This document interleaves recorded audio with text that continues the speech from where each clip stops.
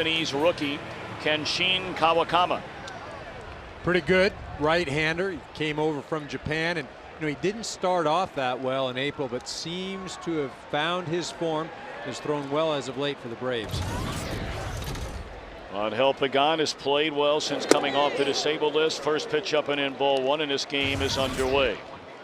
Pagan playing in his 20th game of the year, a .286 batter with 3 runs batted in. Playing regularly in place of one of the many injured New York Mets stars, in his case Carlos Beltran.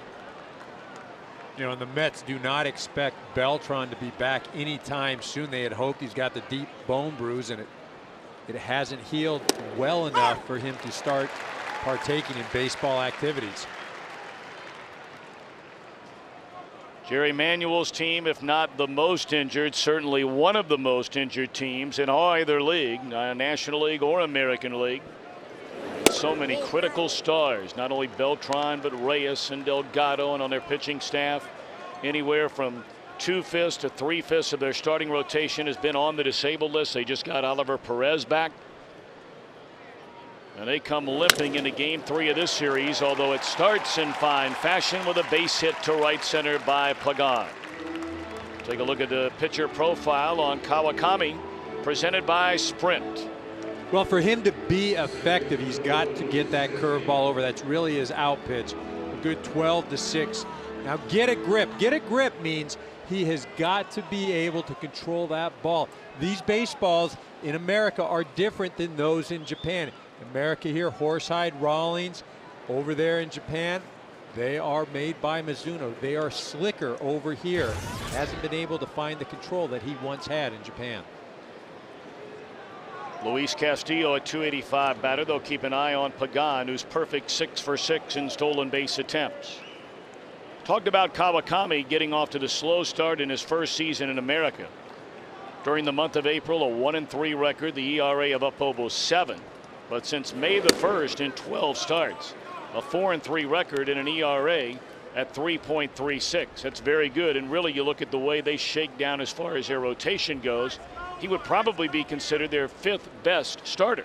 Yeah, I mean, again, he has been effective, and it has a lot to do with just getting acclimated to, the routine every day in the States, being more comfortable. They'd like to see him throw a bit more innings, though. Bunting off the plate, and they get the out at first. Nice play by Brian McCann. Well, that takes great concentration, knowing a guy like Castillo's running up the line, stay with the ball, bare hand, make a good throw. Well, it is a nice play, and as you mentioned, the speed of Castillo, a lot of times when you're out there in the field, you try to rush fast, you try to go quicker, and the way you want to approach things is actually go slower, be under control. If you're slower, it gives yourself a chance to make the play, just as Brian McCann did. Daniel Murphy hoping for a better second half than first half of this 2009 season, and recently starting to swing like the guy they saw the last couple of months of last year when they brought him up from the minor leagues. Nearly a .300 hitter over the last 7 games that he started. You got to start somewhere. Well, and it's been a tough year for him. He's been asked to play left field, to learn left field at the big league level. Now first base in the minor leagues. To do all of that again at the big league level in New York, where the spotlight is always on you.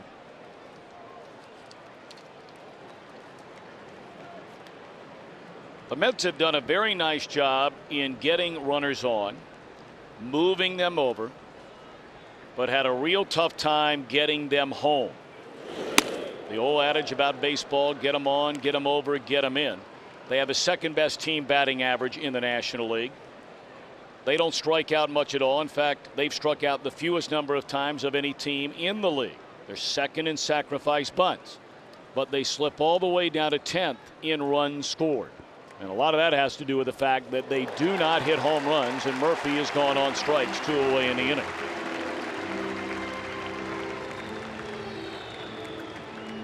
Well, there's that curveball that we're talking about, and you see it just dips out of the zone. Murphy not having much of a shot, but just as you mentioned, again, runner in scoring position, not even making contact at the plate. 2 for 13 now with runners in scoring position so far in this series for the Mets against Atlanta pitching, and now it's David Wright. Outstanding batting average, .323, but the power numbers are way down. 5 home runs, 44 knocked in. A year ago at this time, at the break anyway, David Wright had 70 RBIs and 17 home runs.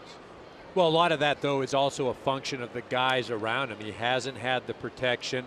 Other teams have been able to focus on him. They pitch him differently. You know, would he have the same amount of home runs? No, but I do believe he'd have more than the 5.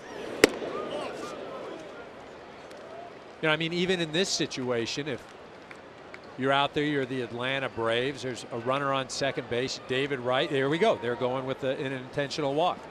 And there's no reason to go after him. Let the next guy beat you.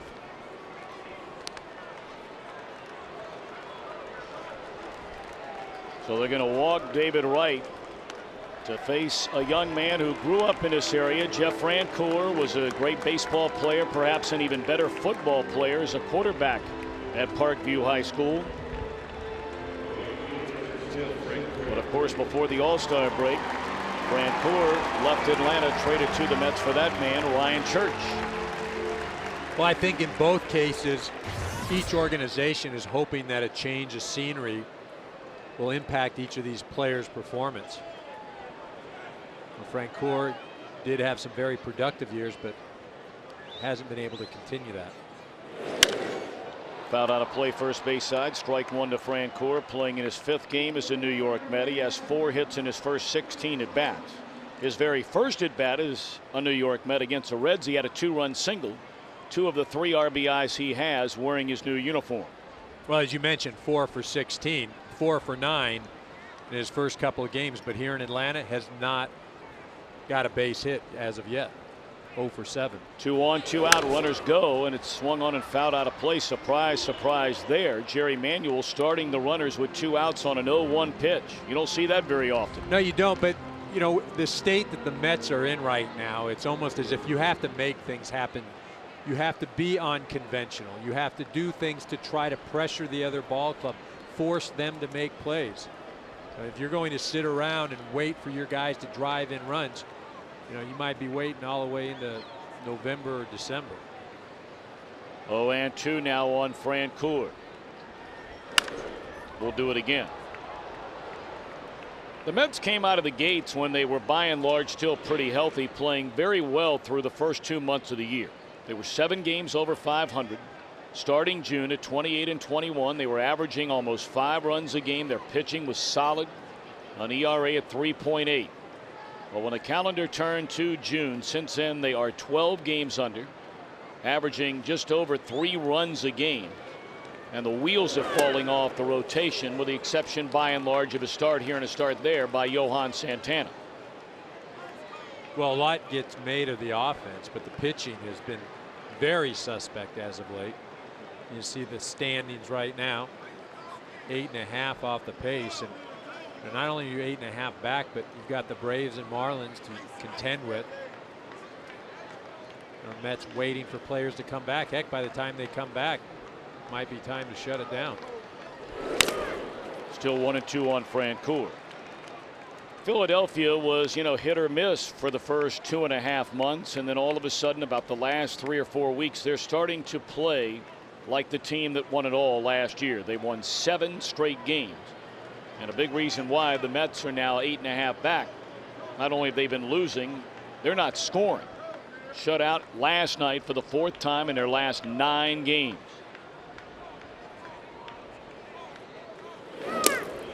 Two and 2 to Francoeur.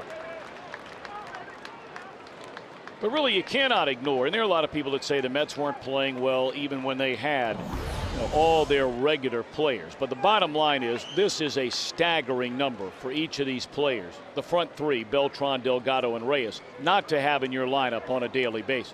Well, it really is, but also looking at that list, I mean, you're talking about 9 games missed last year by those players. On the ground to short, Escobar throws out Francoeur. The Mets strand 2. Johan Santana to face Atlanta when we return.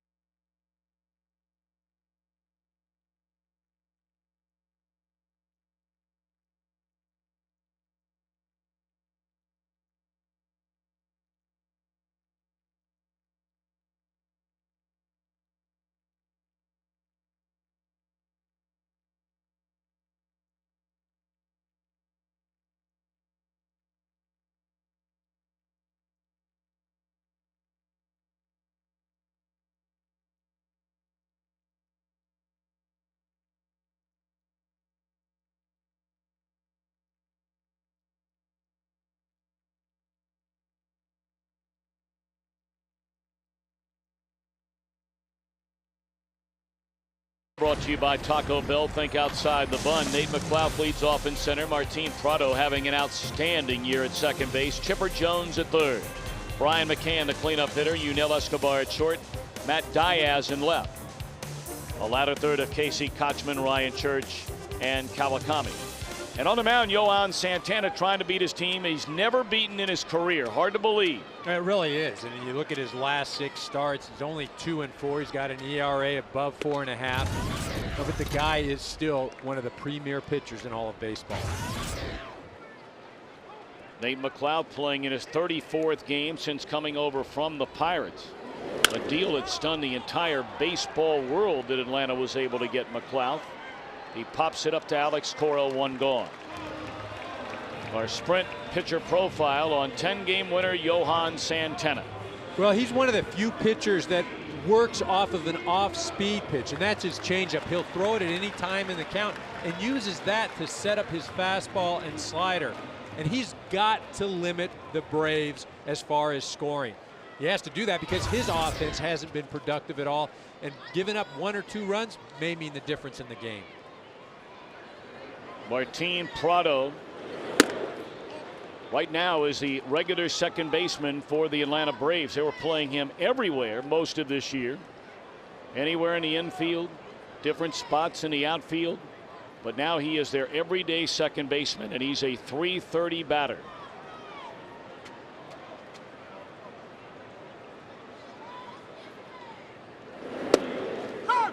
One and one. Talked about Santana. Despite a .231 ERA in 6 career starts against the Braves, he's never beaten his team. And you talk about 0 run support in his 6 starts. His team behind him has scored 0, 0, 0, 2, 2, and 1. That's not a lot of help there. No. Not a lot of help at all. You know, and you wonder, is there a reason for that? And I think more than anything, it's just a coincidence. That ball blasted into left field, and this will go to the wall. So the beat goes on for Martin Prado. That is his 21st double of the year. Man, what a year this guy's having. Well, the reason he's in the lineup is his ability to swing the bat. And here's Santana throwing a pitch over the inner half of the plate. Santos had been set up on the outer part. Here he just bangs it off the wall.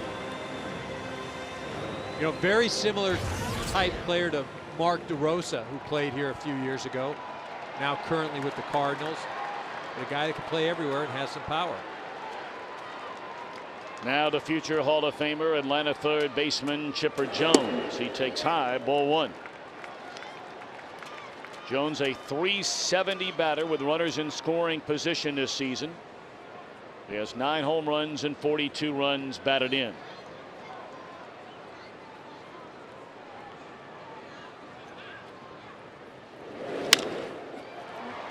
In the air to right, a long run for Francoeur, but he knows this turf. They're going to test his arm, throw into third, just tardy, but Santana alertly backing up the throw. Well, nice catch by Jeff Francoeur, but more impressive, you see Jeff go over there and you see how he turns so he can get his shoulders set, get his body into the ball, but Santana backing up third base. And you see him heading over there. A lot of guys just standing there and watching the play. He gets behind third base, hustles, and prevents a run from scoring.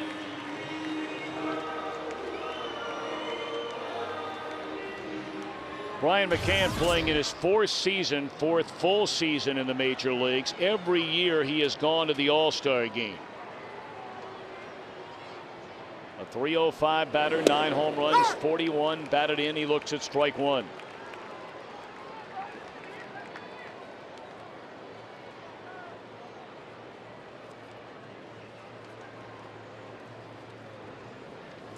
Runner at third, 2 outs.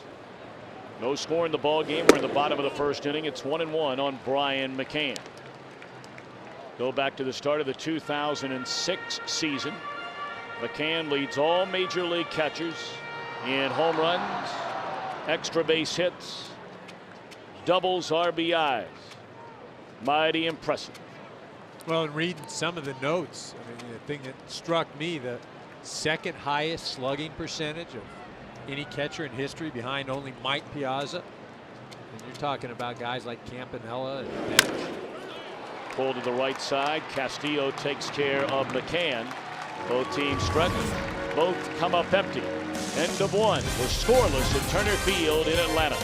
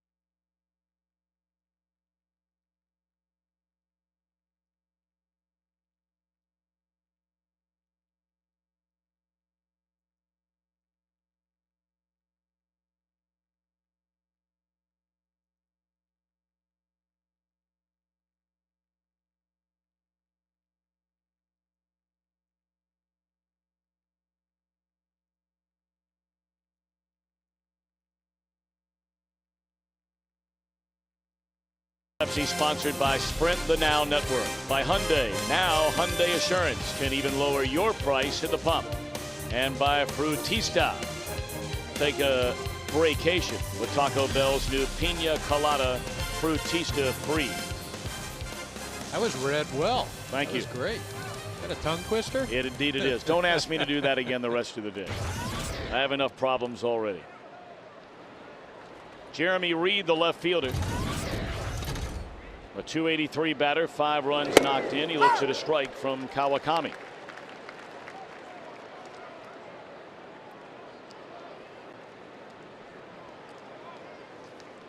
Reed to be followed by Santos and then Alex Cora. Pulled foul and it's 0-2. Eric, you have been on very good teams. You've been on, I'm not going to say very bad teams, certainly a bad team here or there, but you were very fortunate to play on some year in and year out consistently pretty doggone good teams. But in years where you played on a club where you are where the Mets are now, you know you have so many guys hurt, and you're going to have to do it with guys that either have never done it before or they're trying to do it for the first time now. How do you stay in the mindset that we can still get back in this thing? Well, you know, it's not so much the mindset of getting it back into this thing. On the ground to Prado, one away. As much as it is just coming to the park and getting ready to play. I was talking to one of the players today in the Mets locker room, and in 1998 I was on a Dodger team and we were basically done by the middle of the year. And it's hard to try to relate it to people that, when you start coming to the park in July and August and you're not playing for anything outside of just some pride, it's tough. And that's where the Mets are at right now. They're at a place where the expectations coming into this season were so great, and now the reality is things look real grim. And so you've got to find ways to motivate yourself. Hard hit ball. Look at Escobar, and enough on the throw. Yes, sir. What a play by the very talented Yunel Escobar. But a great play, makes a dive, gets up quick, and shows that strong arm. Being able to throw Santos out by a few feet. Now Santos doesn't run extremely well. But you see Escobar just getting up. He knows where first base is. You know, that's one of the things as far as when I say knows where first base is. He has a feel, could probably make that throw without even looking. And I say that, people at home are thinking, oh, come on, you know, you got to look and know where the guy is and blah, blah, blah. You know, but I'll never forget, I played on a touring team one year with Ozzie Smith.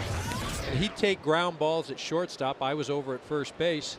And honest to goodness, he'd be holding the conversation with the third baseman or looking at the third baseman and throwing the ball right to me at first base. No look throws.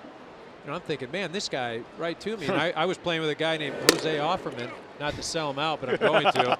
Shoot, he was looking right at me and couldn't get it over to first.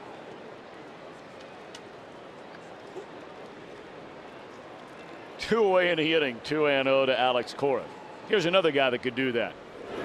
From second base, shortstop, third base, Alex Cora could do exactly what you were talking about with Ozzie Smith. No question. I mean, a great guy that can fill in many roles, has been thrust into the shortstop, the everyday position. And this is a guy that will have surgery at the end of the season on his right thumb. I mean, really shouldn't even be out there. But because of the state that the Mets are in, he's been asked to go out there every day. But you know, he really can't swing, can't pull the bat head through, and his average has suffered. 2-2 on Cora, 2 down, nobody on, no score in the top of the second inning in Atlanta. Just off the inside corner. The Atlanta right-hander thought that should have been strike 3. Dan Iasonia says no.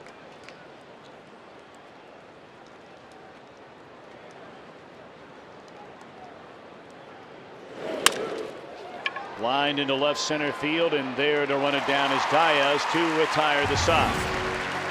Yunel Escobar can do it at the plate, can do it in the field. He will lead things off in the Atlanta second.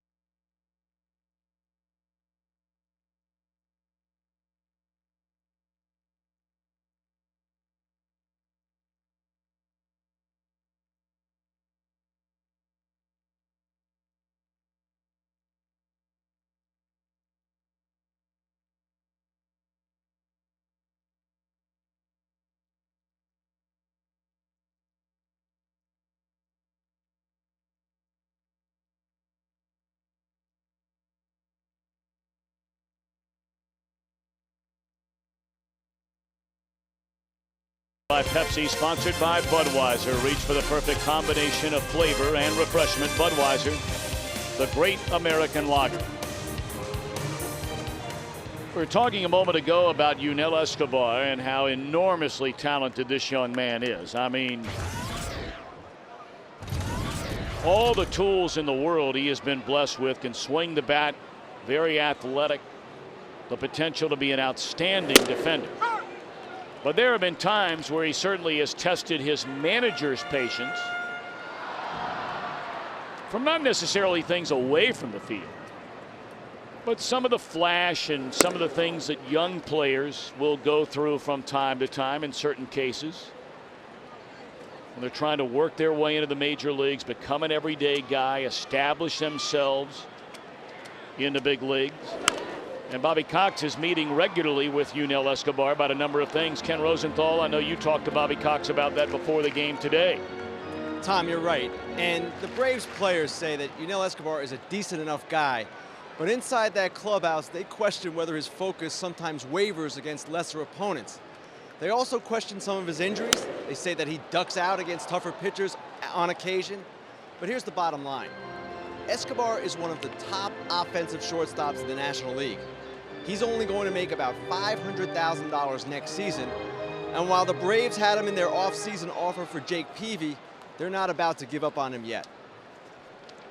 And you can understand why they wouldn't. There is a lot to like about the game of Yunel Escobar.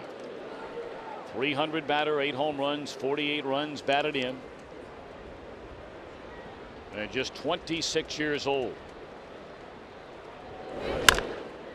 Grounded foul, still 2-2. When you talk about some of the issues that he's had here, you know, and that's normal, or I shouldn't say normal, but it happens with a lot of young players. But you couple that with the fact that, you know, he's a Cuban defector. He played a different style of baseball, a lot more emotional. I mean, that is accepted in that brand of baseball, and you're asked to change that now here in the United States. Well, he has gone swinging to begin the second inning, and that is strikeout number 1,700 in the career of Johan Santana. Well, here he's throwing that slider and just runs in, and Escobar swinging over the top of it.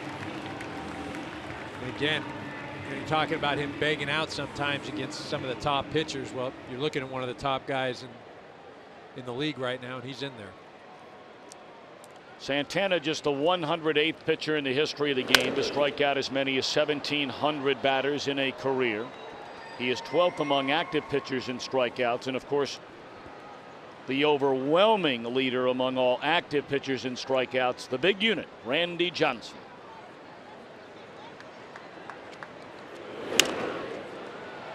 (0-2) on Matt Diaz. Now here is a guy, on the other hand, that Johan Santana is not all that crazy about facing.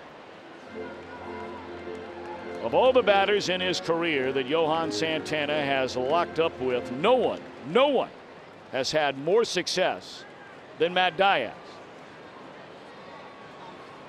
10 hits and 18 at bats. Make it 10 of 19. Mr. Santana got down to business.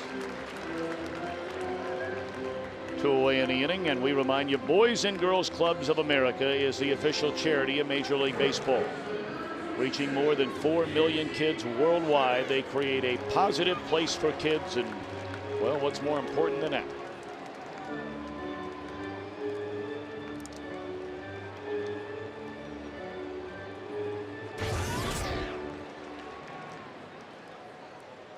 Two away for the former Anaheim Angel Casey Kochman. He came over last year in the Mark Teixeira trade. A .280 batter, 4 home runs, 33 knocked in.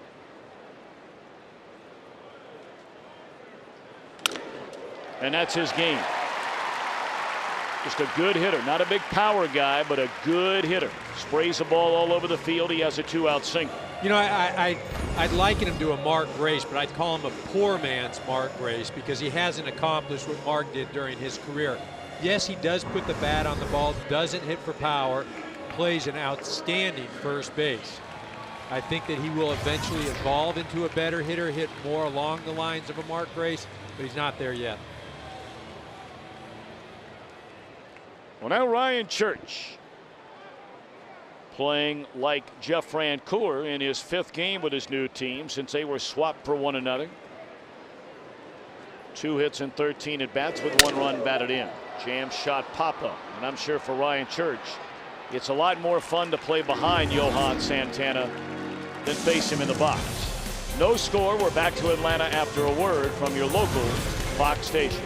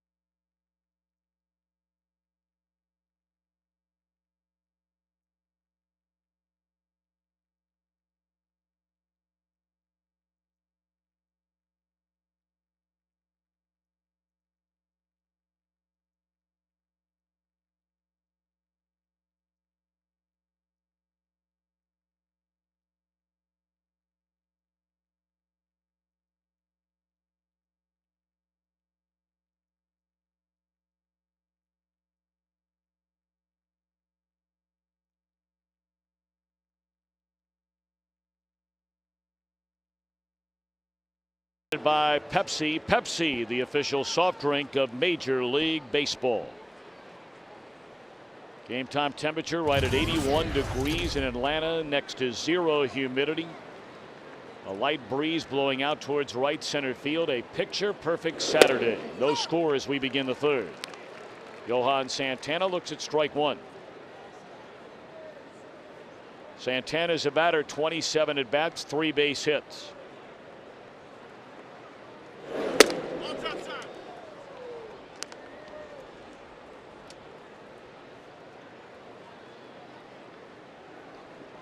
Two of the perennial powers in the American League East have already played today. And we'll bring you up to date on what took place with Boston. Going into play today, a 3-game lead over the red-hot New York Yankees. Oh, what a run Joe Girardi's team has been on for the better part of a month plus. Well, they've been getting some good pitching. The hitting has been there. You know, they had the little hiccup in Anaheim. They lost 3 to the Angels right before the break, but you know, that American League East. How about Buchholz throwing well for the Red Sox the other night and getting that free ticket back down to AAA?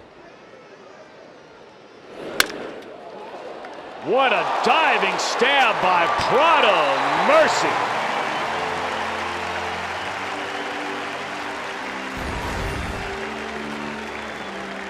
This is just a reaction play. Then he gets airborne, makes a nice stab, comes up with it, throws from his knees. And again, you can't teach that, you can't practice that. That's just all athletic ability, and it's all reaction. And you can see why Bobby Cox loves that kid. Prado, you talk about his bat, but here makes a great play defensively, can play anywhere in the infield.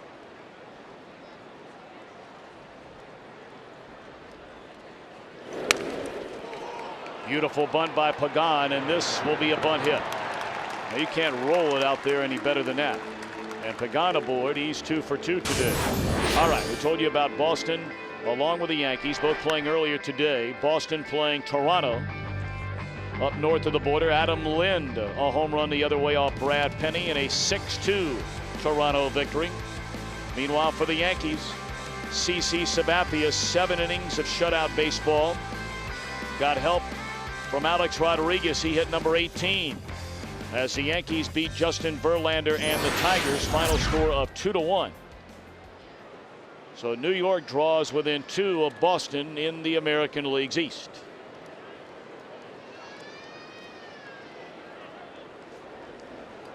One on and one out for Castillo. This should be a double play if they can hurry, and not going to be in time. Castillo runs well. If you try and make the tag on the runner, maybe you still don't get Castillo, but that was your only shot. Well, and look where Prado was when he fielded the ball. In on the grass. Would have been tough to try to tag the base runner. He makes a nice flip. Escobar barehands him. But again, not much you're going to be able to do with the left-handed hitting Castillo hustling down the line.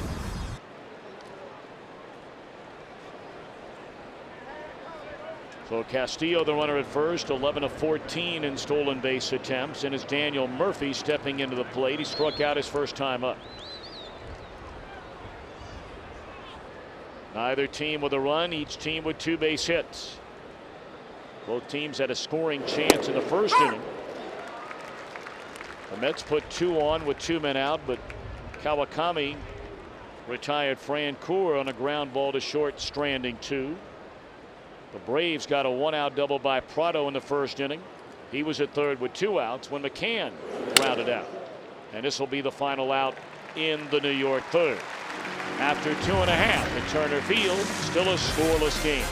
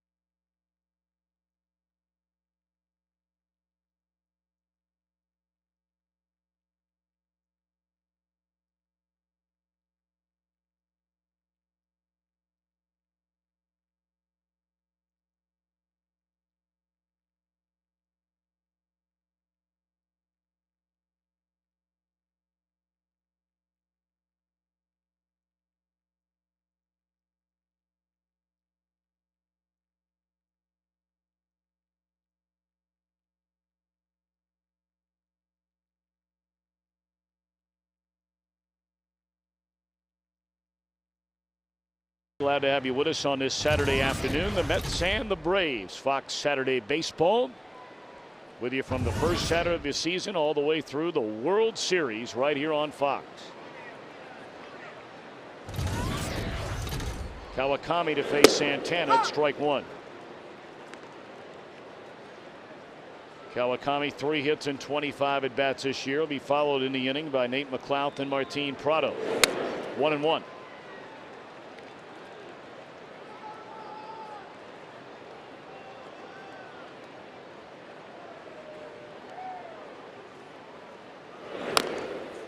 We're talking about the division leading Philadelphia Phillies in the National League East. They've won 9 out of 10, including 7 in a row. They started after the All-Star break against a team at the time directly behind them in the standings, the Florida Marlins, and they have taken it to the Fish the first 2 games of that series to stretch their lead to 6 over both the Marlins and now the Braves. Well, the thing is, though, they still have a lot of games, all of these teams within their division.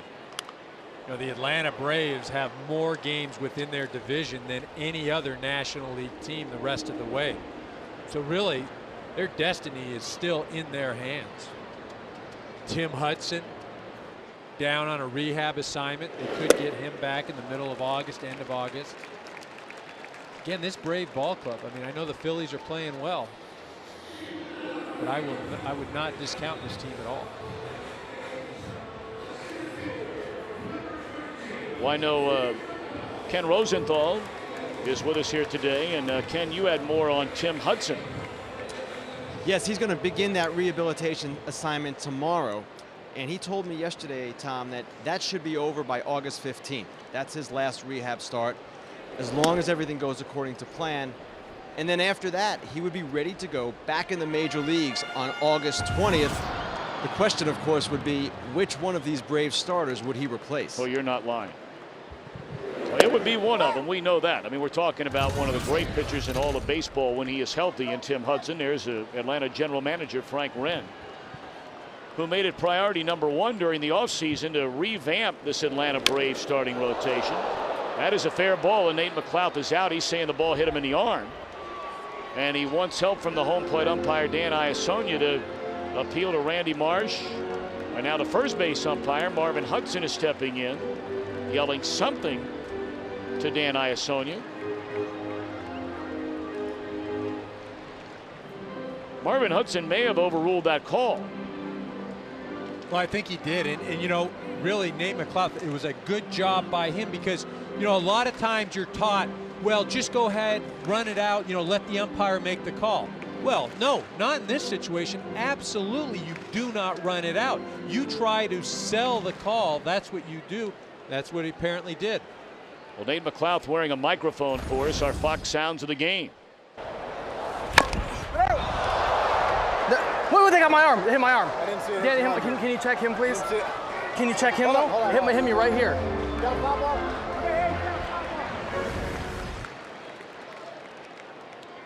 Boy, in the heart of the action facing Johan Santana and Nate McLouth. That's a good upbringing from his home of Michigan. Use the word please. That's nice. That's nice. Well, I'll guarantee if he didn't get that call and he was called out, I'm betting that please wouldn't have been in the next comment.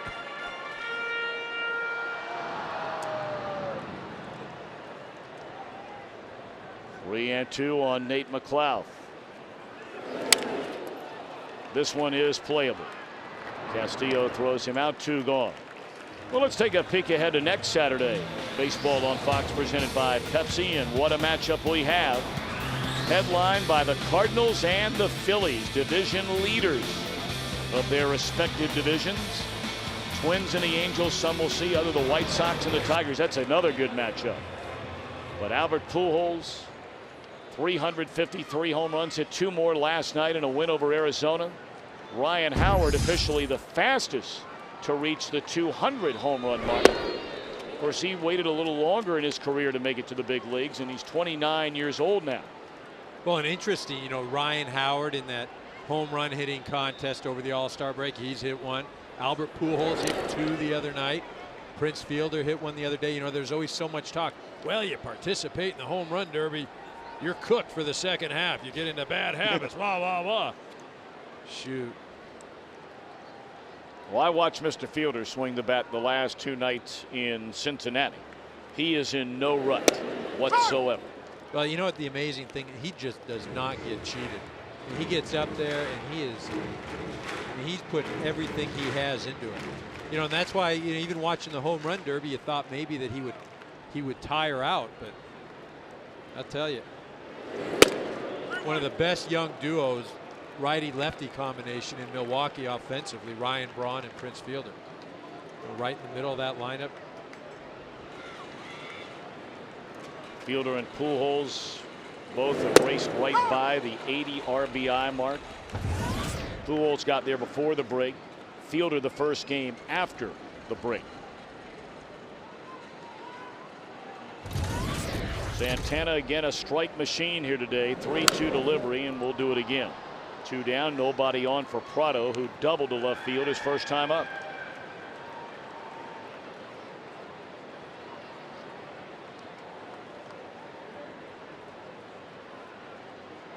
Pretty much straight up defensively for the Mets against Prado. And he is gone swinging to end the inning. That's 3 strikeouts in a game for Santana. David Wright due to lead things off for the Mets in the 4th of a scoreless game.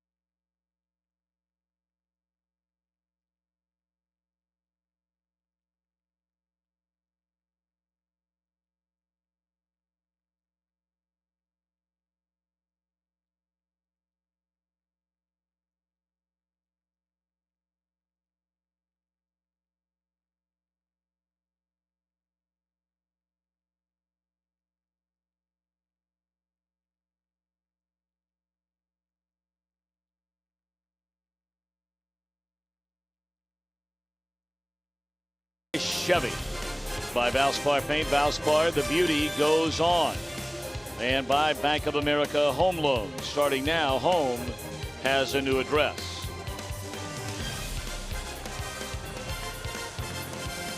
Along with Eric Karros, Tom Brenneman, our entire Fox crew here in Atlanta. We begin the 4th inning. And David Wright to lead things off for the New York Mets. Kawakami misses low and away ball 1. Wright intentionally walked his only time up.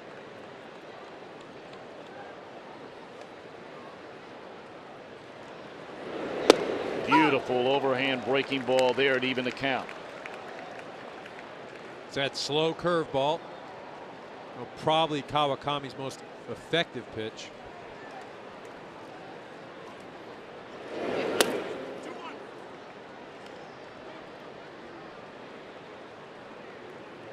Now you see only out on the hill for 18 minutes. You know, not really that important though today. I mean, usually in July, 18 minutes with the heat.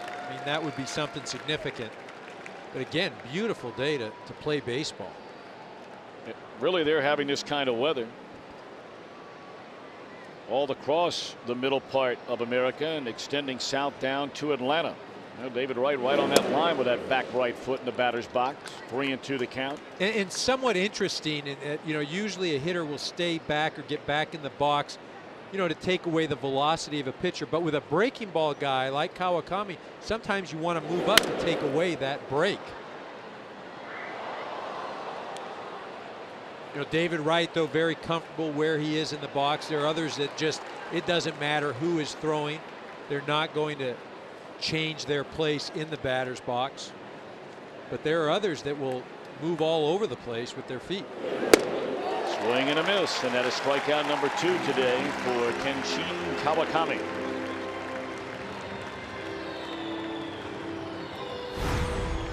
Well, how do you get out the best hitter? You start him with a fastball, then that slow breaking ball. Here he comes back with another breaking ball, but a different speed. Here working outside, getting David Wright to look away, and then boom, 92-mile-an-hour fastball. And that fastball even looks harder when you throw that slow curveball, that 72, that 70.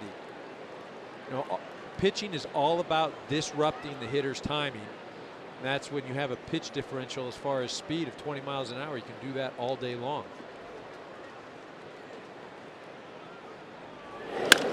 Francura, fly ball into right field, will back up Ryan Church, but it's out number 2, shy of the track.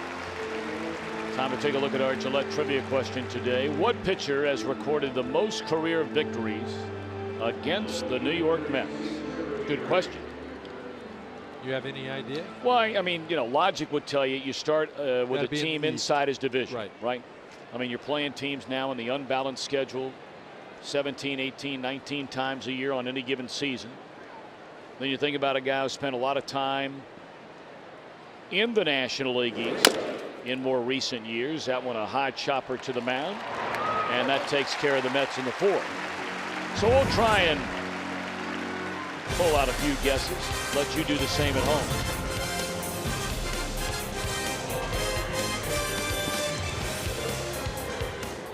Jerry Manuel.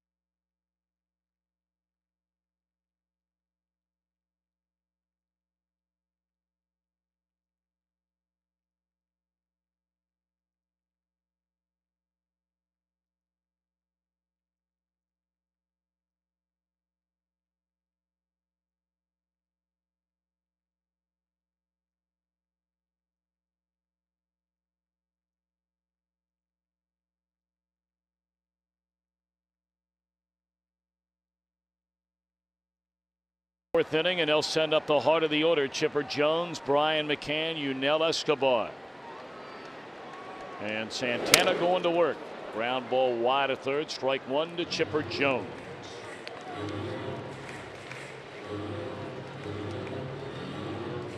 You talk about Chipper Jones, a future Hall of Famer. Again, you know, looking at the notes, how about the only switch hitter with a 300 average and over 400 home runs?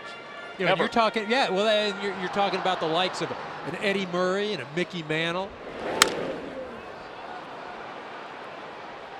Murphy will wave off Castillo, and that's out number 1. We caught up with Jerry Manuel in between innings and started with one of the bright spots on this Mets team. Asked him about his pitcher, Johan Santana. He's seen him for a year now. Can you pitch much better than Santana? You know, the one thing about him is that I haven't seen many people compete as he does. There'll be times when, you know, he doesn't have, you know, like any pitcher doesn't have his best stuff, but the competitor shows up every time he goes out there. As a manager, it's been chronicled what's going on with your ball club. You know, what do you tell the guys each and every day to keep them going out there and keep believing? Well, the thing I try to impress upon them is that it's still baseball. There are still things that you can do, such as focus, such as defense, such as base running, and then let the other things kind of take care of themselves. I mean, a lot of people, you know, they're critical of us without any power, without any hitting or anything else. But if we do those other things, I think we can remain and be competitive in the games that we have left. Jerry, final question. Any idea when you're going to get close to being healthy? No, I don't. No, I don't. I had first thought that at the end of this month that might be a possibility, but that's more being optimistic than realistic. Well, we wish you well. Thanks for the time today. Thank you, guys. All right.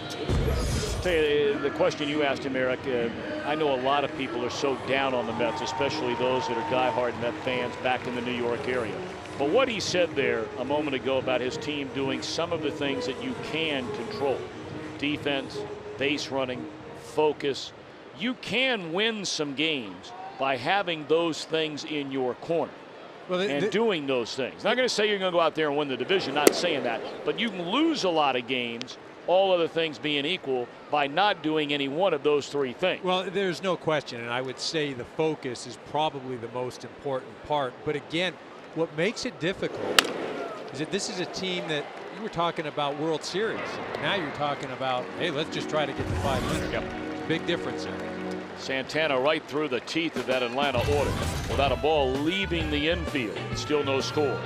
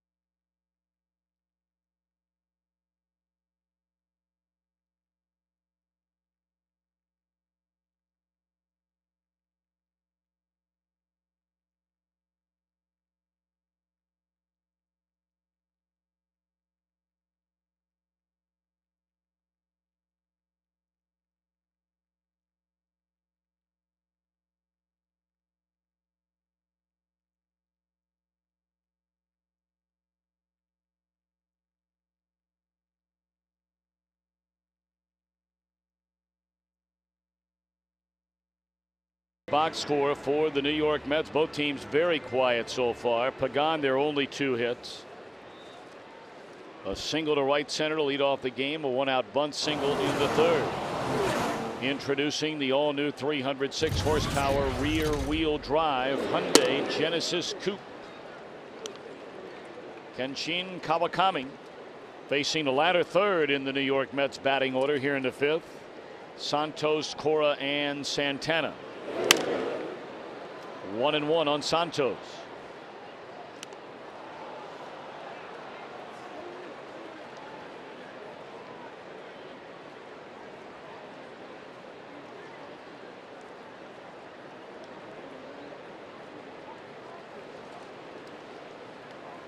We heard Jerry Manuel a moment ago allude to the lack of power on this New York Mets team, and the way he put it, a lot of people like to focus on it. It's hard not to focus on the lack of power from this Mets team. Now, granted, a lot of that has to do with all the players that they have hurt. A lot of people that blame the new ballpark, pitcher-friendly Citi Field, for their home run decline. There's a ground ball to short.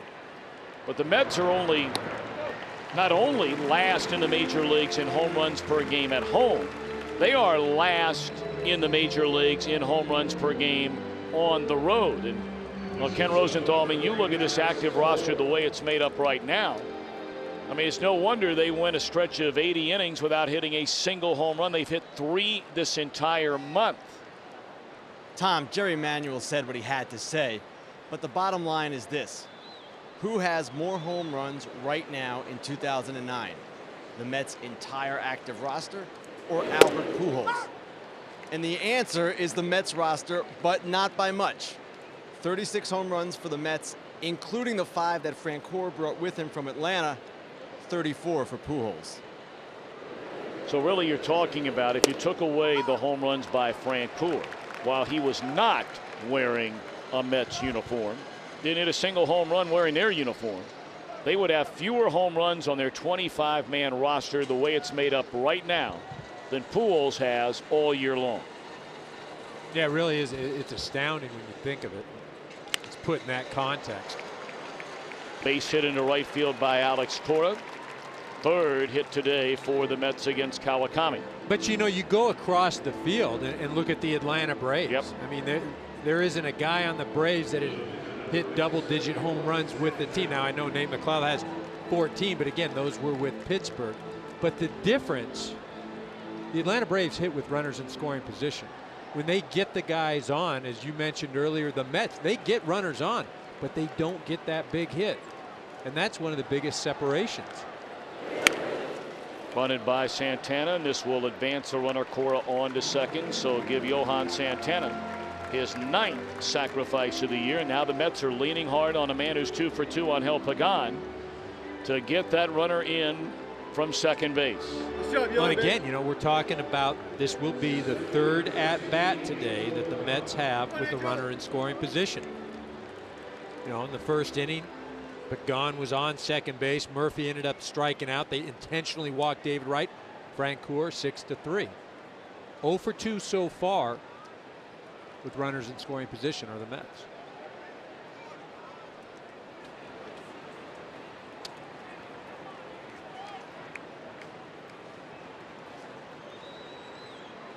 So here is Pagan, who had a single over the head of Prado in the 1st inning and laid down a bunt single up the 3rd baseline in the 3rd. Now his numbers in limited playing time, spent a lot of time on the disabled list, have been very, very good. Well, you look at Casey Kochman way back there at first base. Basically inviting the bunt. Remember, Pagan bunted last time. Now, I know that there's a runner on second base right now, and Pagan's thinking base hit, I have to drive him in. But it's not such a bad play. You lay one down first base, you can walk down, men on 1st and 3rd, left-handed hitting Castillo up next. 1-1 on Angel Pagan.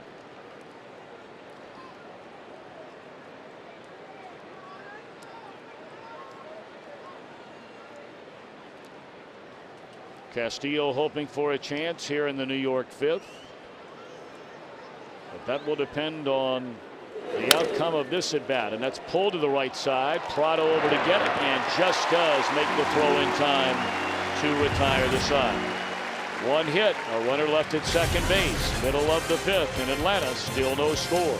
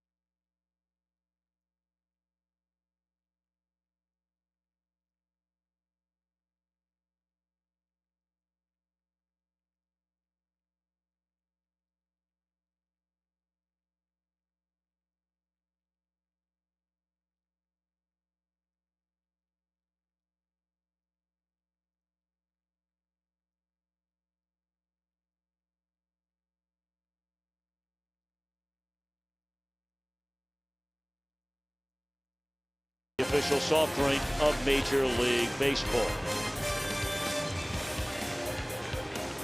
Atlanta bats bottom of the fifth inning against Johan Santana. No runs, 3 hits, 4 men left on base for New York.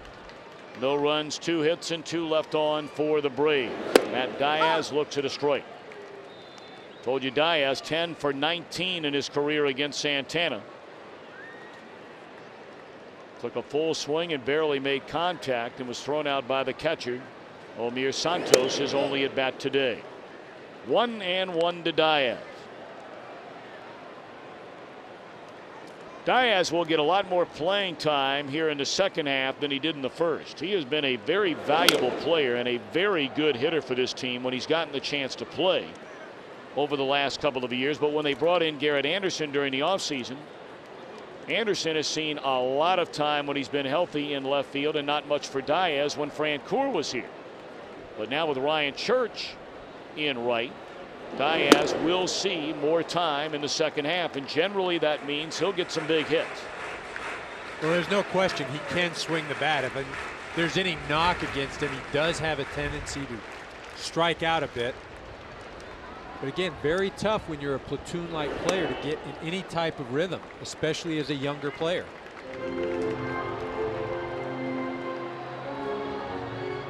That's one of the tough things when you come up as a young player in a franchise that is good. You're not going to be given that opportunity to just run out there every day. It's good at bat there by Diaz. First walk of the afternoon by Santana. Let's take a look at the Hyundai in-game box score for the Atlanta Braves, and much like the Mets, very, very quiet. They got a double by Prado in the first, a 2-out single by Casey Kochman in the second, and that's been it. The Hyundai Genesis Coupe, the all-new 306 horsepower rear wheel drive SUV.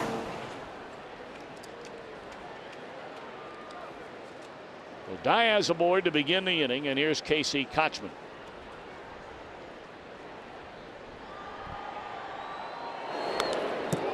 Tried to hold off on his swing. Now, did it get the bat or did it get him in the hand? He got a piece of the bat for strike one.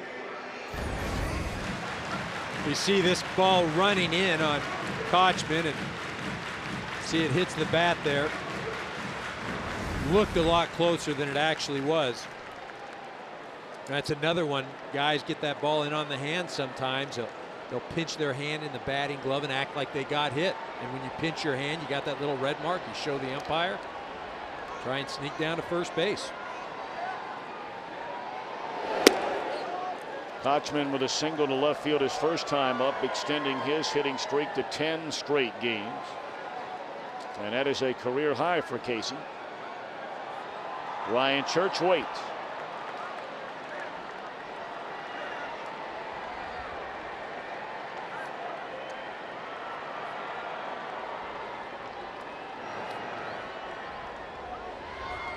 Well, you better look out when Eric Karros shows up to broadcast a baseball game. I mean, friend or foe, he is on the attack up here in the broadcast booth.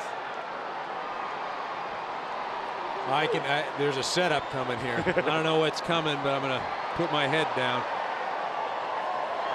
Well, you know I've always got your back.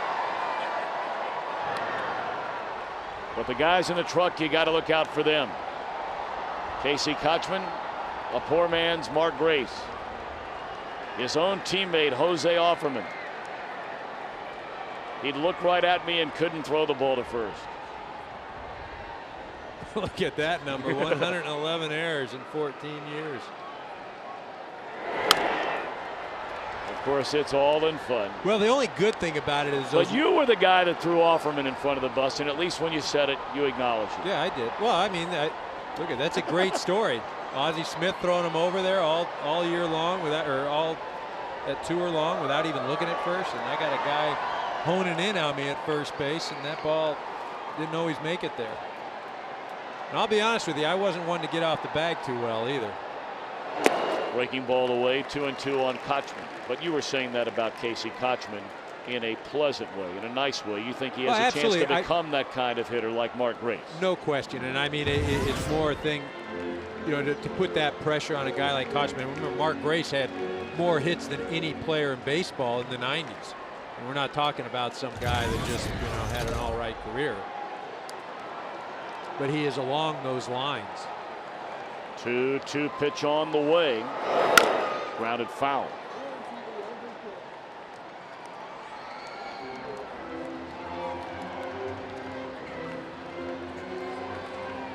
Of course, you had a chance to be part of the Fox broadcast team at the All-Star game in St. Louis. I know you enjoyed your time there, but you and I were talking a couple of weeks ago about, you know, that first base position and how tough it is. It doesn't matter what league you play in. I mean, if you're not, you know, either having that breakout monster year, or you're not one of those guys like Pujols is now, that every year he's going to go, then, you know, that is a tough spot to get into an all-star game. You had the third most home runs of all players in the history of the game to never play in an all-star game. Tim Salmon is second on that list, as Kochman has gone on strikes.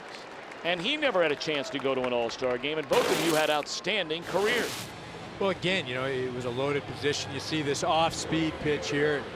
Casey Kochman just out front of it. You know, great spot. You see how it just kind of dives down, pulls out a little bit. Yeah, getting back to that, you know, it's one of those things that, you know, I was looking at a list the other day, and, you know, it jumped out at me. Kirk Gibson never played in an all-star game. Really? And who would ever think that? I am stunned by that. I knew I'd stun you some point today. I'm amazed to hear that. I would have lost a lot of money on that bet. That pitch nearly hit Ryan Church. If you were a betting man. I mean, you had, what, 5 years where you knocked in over 100? Yeah. And how many 30 home run years? What, five or six of those? All right.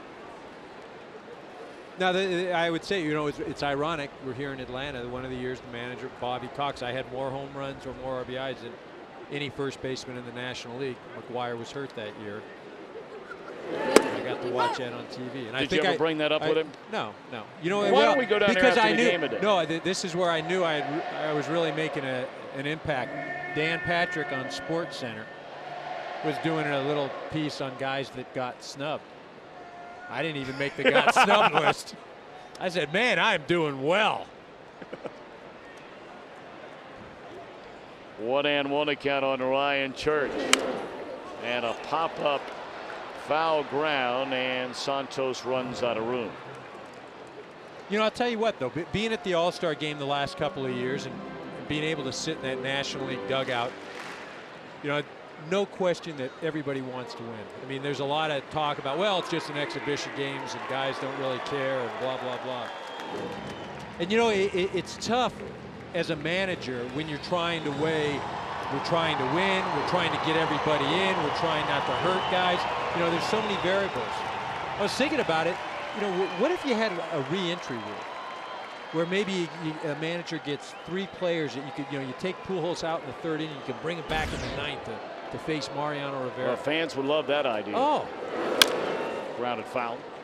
You know, and maybe it's you know, like in football where you have, you know, 3 challenges or something like that. But I was thinking about it the other day and just, you know, how can you spice the game up? And I know you're going to get the purists go, oh, you can't do that. Whoa, whoa. You know, God forbid there's any sort of change or anything. Right. But, you know, it would make it interesting. You know, you'd stay in tune for the game. The managers, it'd give them more flexibility. You know, like I said, being in the dugout the last 3 years, you know, all the players are out there at the end of the game. You know, it's not where a few years ago you hear about guys leaving in the 3rd or 4th inning. It's a good idea. I don't know if it's good, but it's an idea. I think it's a very good idea. I think fans would love it. And after all, that game is for the fans. That pitch taken in the dirt. Nice play by Santos, keeping that ball in front of him, preventing Diaz from even thinking of taking off.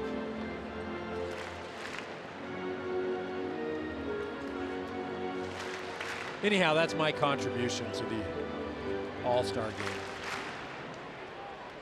Well, I mean, you didn't bring up the other issue with Bobby Cox. Have you thought about getting together with Bud Selig at all? Running that by him? No. All right. Figure I'd run it across with you and thank you. Anybody that watching today, you can run with it. 2-2 the count. And that's a tough pitch not to take a hack at, and Church able to stay away from it. 3-2. Anybody else except for this number 8 spot, maybe you think about starting a runner. But you don't want to have a strike him out, throw him out, double play, and then your pitcher leads off the next inning. Although with Bobby Cox, you never know. He likes to gamble every now and again. Runner not going. It's ball 4. Now here is a strategy I'm interested to hear your opinion on, Eric, because you are a student of the game. In the National League game where the pitcher bats, with nobody out in an inning, this is the biggest no-brainer of all time, asking your pitcher to put down a sacrifice. Now Kawakami is not an accomplished hitter by any means, even as a pitcher. Struck out his first time up today, 3 for 26 on the year. But already with 1 out in the inning, would you even consider asking him to do anything else besides bunt? No, and the reason I don't is because I fear the double play right here. I'm thinking if he does make contact, is he going to hit a line drive or is he going to shoot something through the infield? Probably not. If he does make contact, maybe a ground ball somewhere, double play, I don't have any opportunity then for my next hitter named McLeod to drive somebody in. I bunt him over. I've got McLeod getting up there with runners on 2nd and 3rd. You see they're playing with the bunt defense, Cora going to second base. Now that may change if I've got a guy like Carlos Zambrano, the Cubs, up at the plate. All of a sudden Santana can't find a strike zone. He did not walk a batter through the front 4. He's walked 2 of the first 3 here in the inning, and now 2-0 on Kawakami. Do you change now 2-0? Well, I'll tell you what I do. I change, and unless this pitch is right down the middle, I'm almost forcing him to take a pitch. Yep.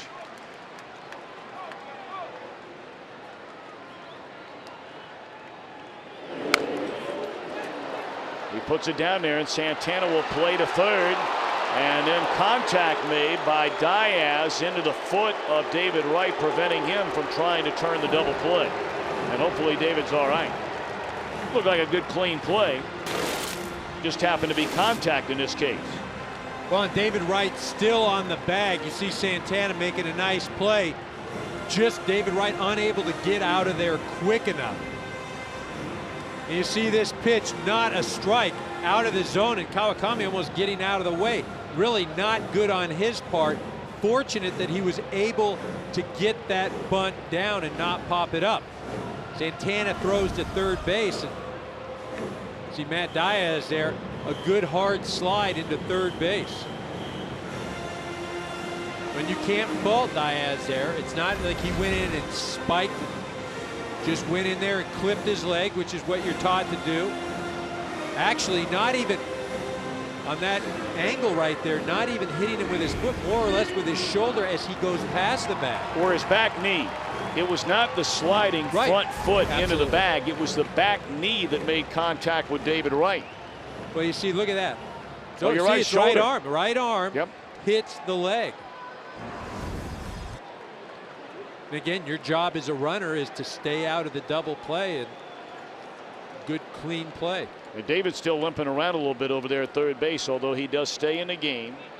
2 on, 2 out for Nate McLouth at strike one. McLouth has popped to short and bounced out to Castillo at second base. A scoreless game. We're in the bottom of the 5th inning. Ryan Church now the runner at second, the pitcher on at first, and Daniel Murphy plays behind him over there. 1-1.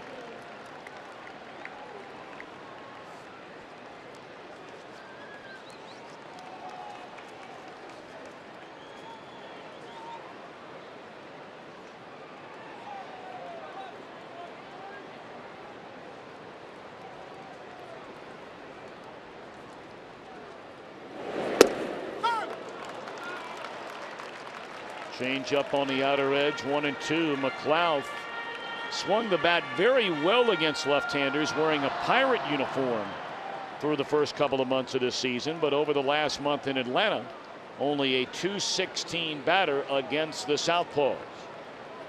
And you're facing the best Southpaw in the game right now. And this should end the inning.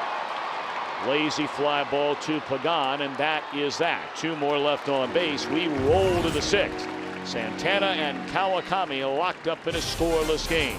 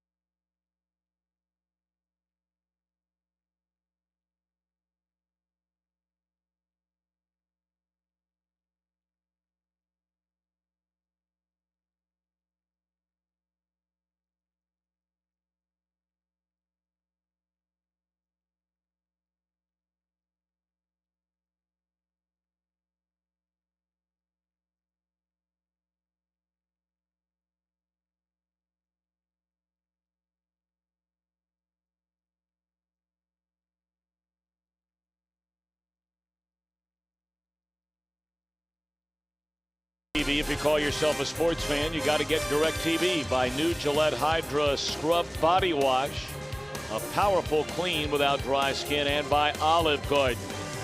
When you're here, your family. Well, I gave you a little while to think about our trivia question presented by Gillette. What pitcher has the most career wins versus the Mets? I was going to guess Maddox. Man, not good. bad. You're good. Now, generally, I'm 0 for on all these.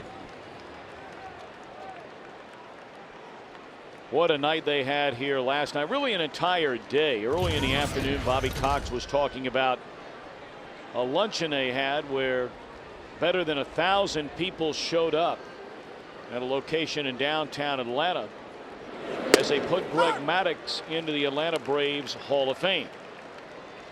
And Bobby Cox said by far the largest turnout they have ever had for that event. And Lord knows Bobby's been to every one of them since they opened the Atlanta Braves Hall of Fame. But then here last night, they had a crowd of over 50,000 in attendance as they retired the number 31 here in the Atlanta Braves franchise, worn by the great Greg Maddux, who was here for 11 years, 11 spectacular years, after signing as a free agent at the end of the '92 season. Nearly 200 wins, career ERA at 2.6, 3 Cy Young Awards, won a World Series and 10 Gold Gloves. And Luis Castillo slaps one to left center field, a hit to begin the 6th inning. I remember when Greg Maddux came to the major leagues with the Cubs out of Valley High School in Las Vegas, Nevada. A man of few words, and very few words last night after being honored on the field, his wife Kathy with him. What a phenomenal career.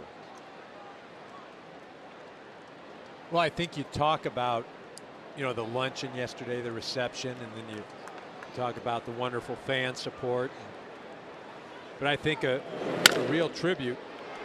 That one is played by Kochman. It will advance a runner Castillo on to second, one away in the inning.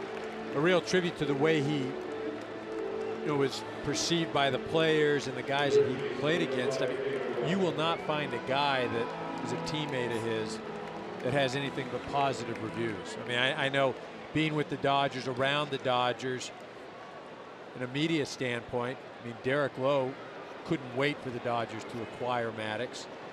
He had 2 stints there. I know that his impact on the young Cubs pitchers in '04 and '05 and his time there.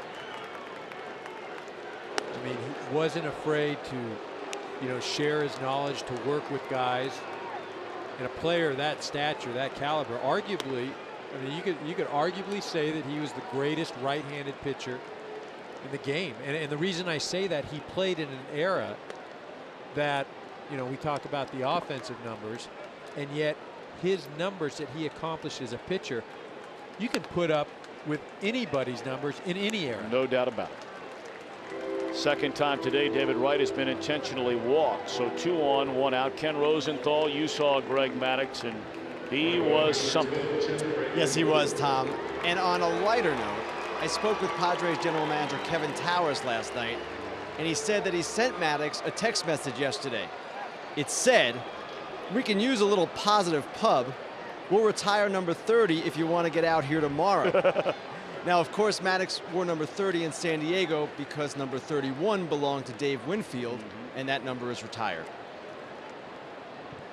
Well, we wish Greg Maddux nothing but the best, and hopefully sometime down the road he'll get back into this game after walking away at the end of last year, because he is as genuine and as down to earth as any man you will meet in any walk of life. They don't come any better than Greg Maddux. Breaking ball low and away to Jeff Francoeur.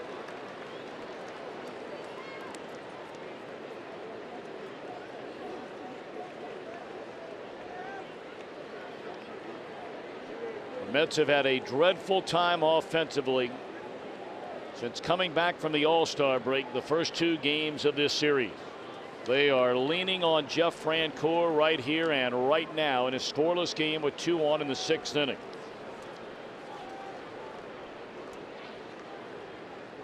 They scored 3 runs here on Thursday night. They were shut out for the 4th time in their last 9 games here last night.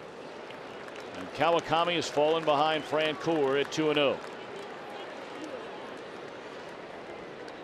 Well, as a hitter right now, you've really Jeff Francoeur really has to control the emotions, make sure it's a pitch that he can drive. Doesn't have to, just because it's a strike, you don't have to swing.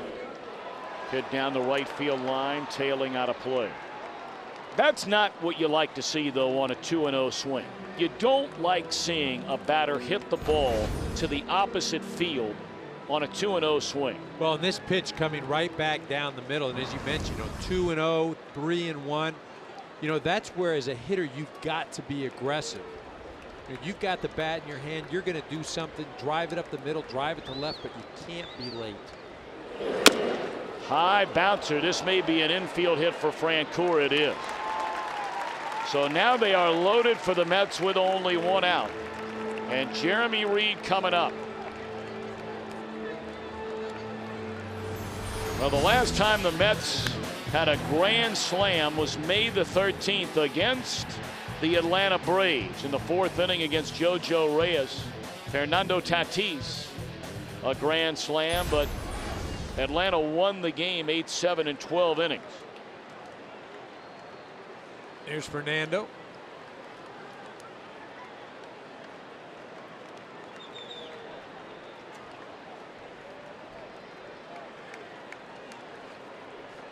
So Jeremy Reed digging in. He has bounced to second base twice in the game today, and there's a fastball right down the middle, a called strike.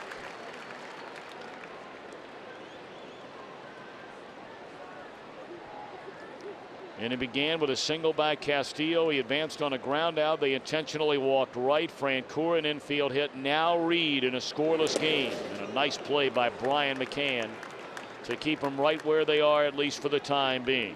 A great job by McCann, shifting his feet, getting his body in front of the ball. We talk about what he does offensively as a catcher. Underrated defensively as well. You see, watch the feet move. Get over there. Look at that. Shifts the body.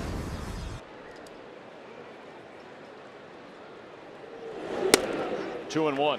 And you can see what Kawakami's trying to do. Those last two pitches low, hoping to induce a ground ball, get the double play. As a hitter, you're looking for something up in the zone, trying to keep it off of the ground. Roger McDowell, former Met, now the pitching coach for the Braves. 3 balls and a strike to Reed.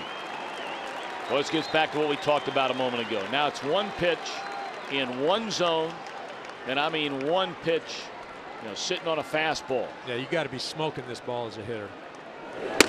And wouldn't you know it, Kawakami has walked in a run. The only 2 walks he had issued all day long were intentional walks. But then with the bases loaded, he walks Reed, and the Mets have a 1-0 lead. Roger McDowell will sprint to the mound to visit with Kawakami. Well, this pitch not even close. Running away, a fastball up in the zone. See Jerry Manuel excited. They score a run without getting a hit in this situation. But that's been, Kawakami, the tendencies have been his inability to control the fastball. He's walked, more than he has in the past. I mean, in Japan a few years ago, he walked 38, 39 in over 200 innings.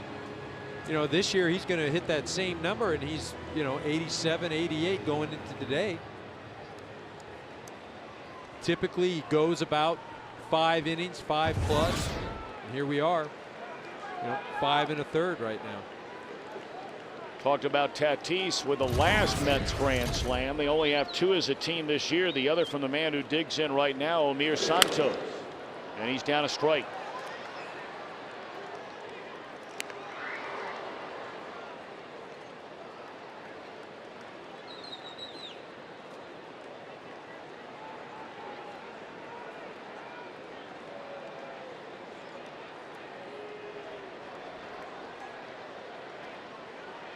The 0-1 pitch.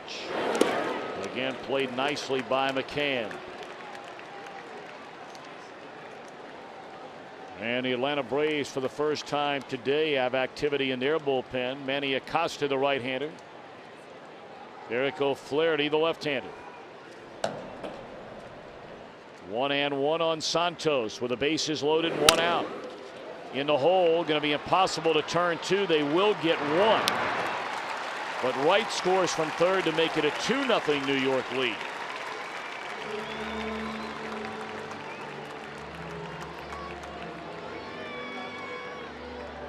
Well, it hasn't been pretty for the Mets this inning, but it has been effective. They've got 2 runs on the board, couple of walks, that infield hit by Francoeur. Here, fielder's choice. Nice play by Escobar just to get there and record the out.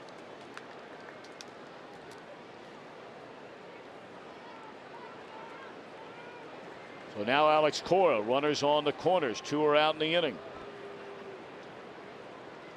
And Kawakami trying to keep it a 2-0 game, and there's ball 1 low. Cora has lined out to left and singled to right. Well, and this is where you have to be careful.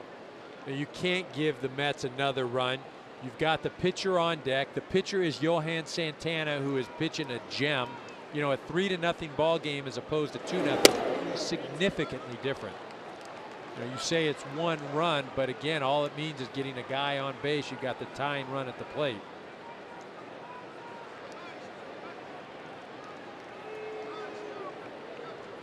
Two balls and no strikes on Alex Cora.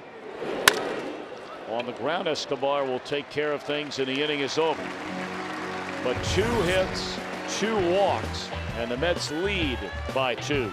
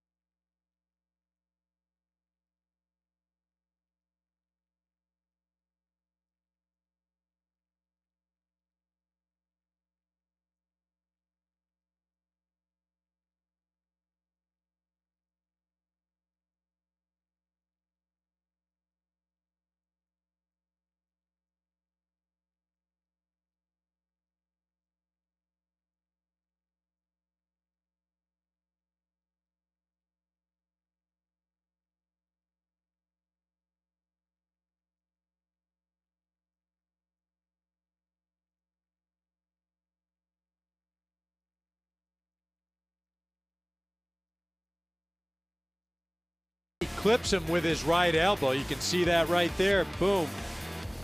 Hitting into the back of the knee. See David Wright goes down. Fortunately not hurt too bad. Probably more of a scare than anything. I mean, heck, he's been the only guy to survive the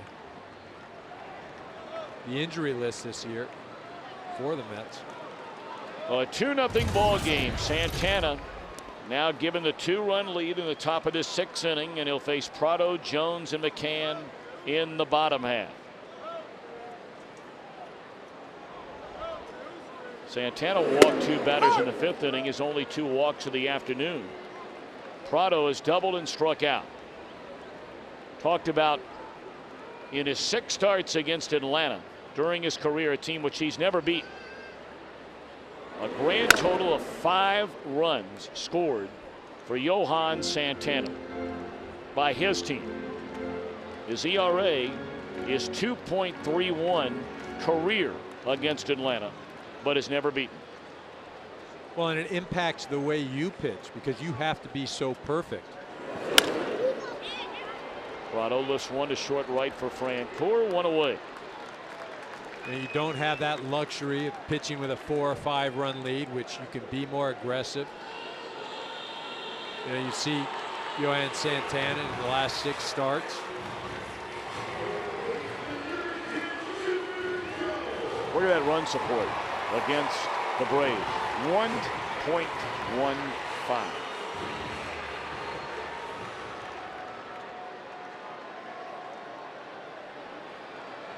Now Chipper Jones. Ball 1 low and away.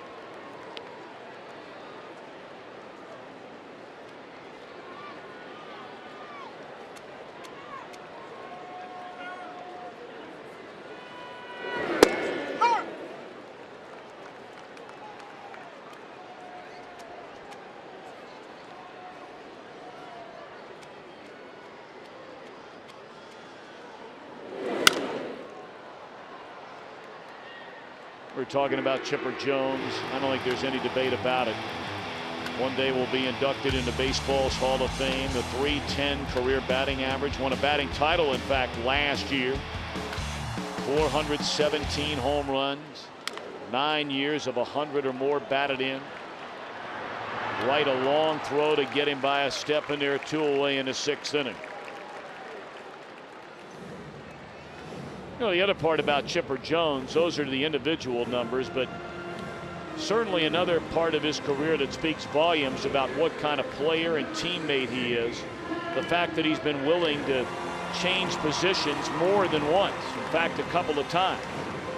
I mean, there are so many times you read about over the last 10, 12 years in baseball where you'll have a player that, you know, is among the elite at his current position, but they want him to move to another position, and if he goes to that position, all of a sudden he probably won't be one of the top 2, 3, 4, 5 guys in his league, and they don't want to do it.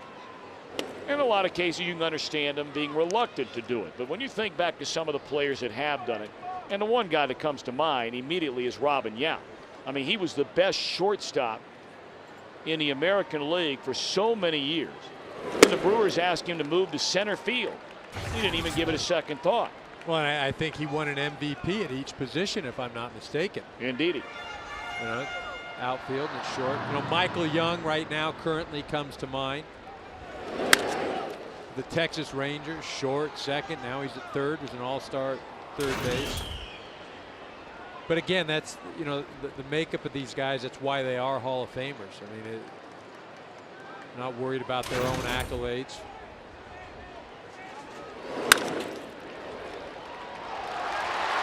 Cora unable to field it cleanly and then unable to find a handle.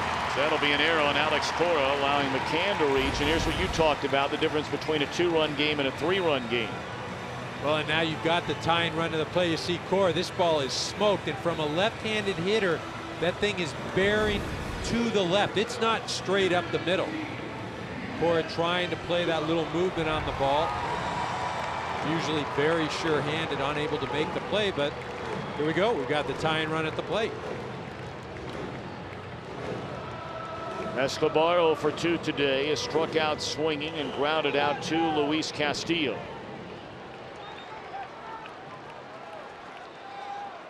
Mets leading 2-0. That ball jerked foul out of play.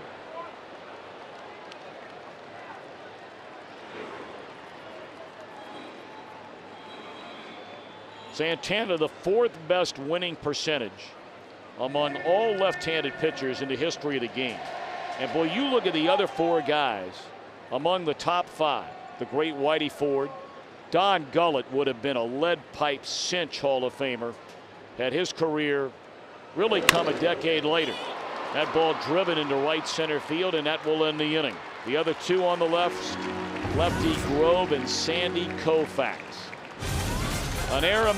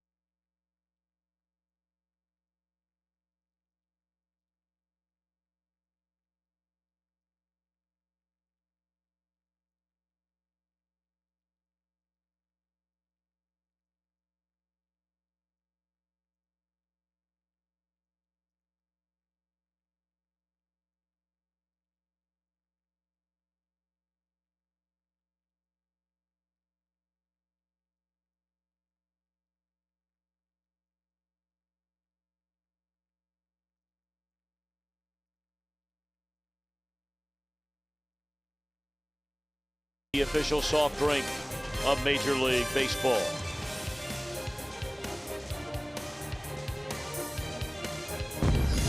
Well, time now to bring the heat, presented by Taco Bell.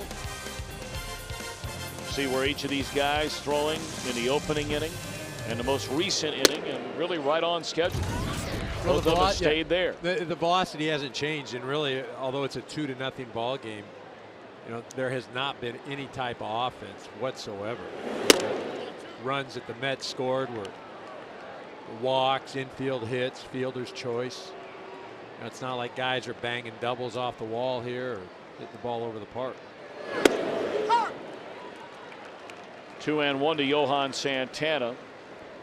Again, it's Acosta and Flaherty throwing in the Atlanta bullpen. Kawakami going to work, and it's up and away, ball 3.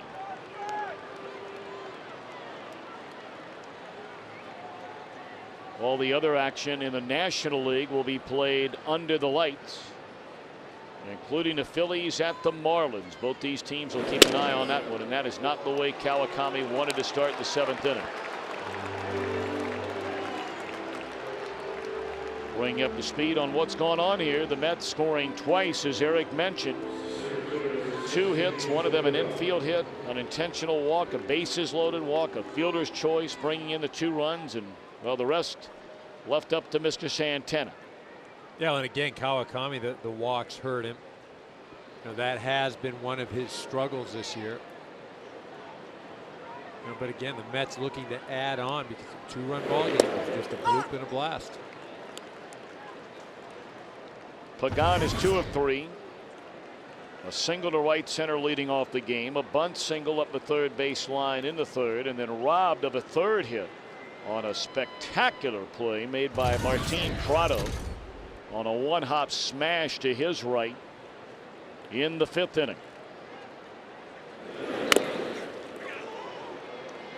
What a nice play that is by Jones. If that ball hits the grass on a 2nd hop, that's a bunt hit.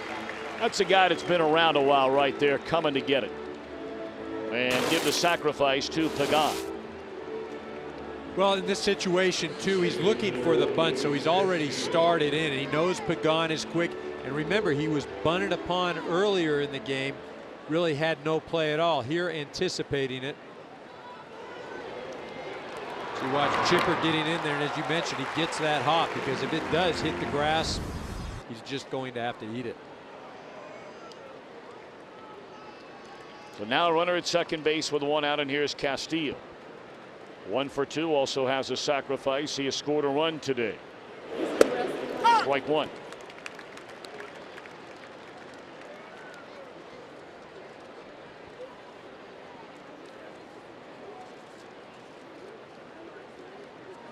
Well, look at this. Kochman way back again. You can bunt down the first base side right in here all day long. You get a base hit. Runners on 1st and 3rd. You know, and that's the thing. As a hitter right now, because you have so many people out of the lineup, because you're not a team that is going to hit the ball all over the park, you've got to manufacture. You've got to take what the defense is giving you. You know, have Murphy come up with runners on 1st and 3rd. Fouled off third base side. 1 and 2 now to Castillo.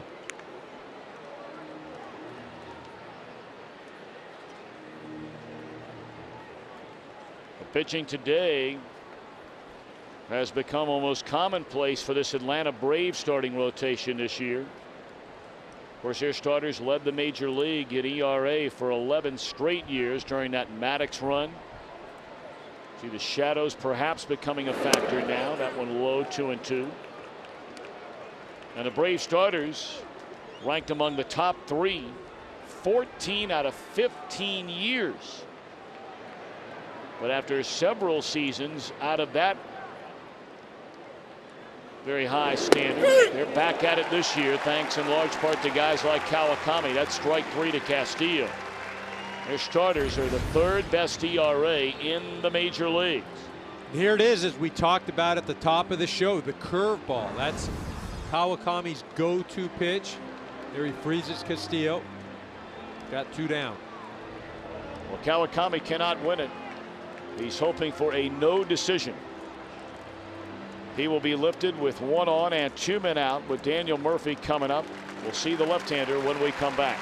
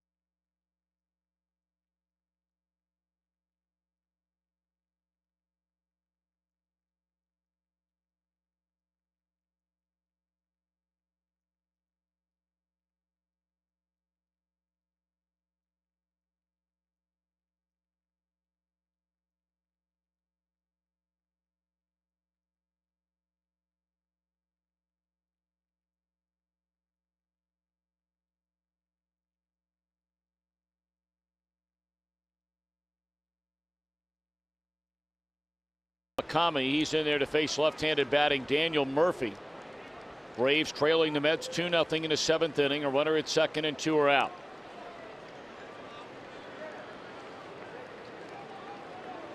Murphy today 0 for 3, and he looks at ball 1 away.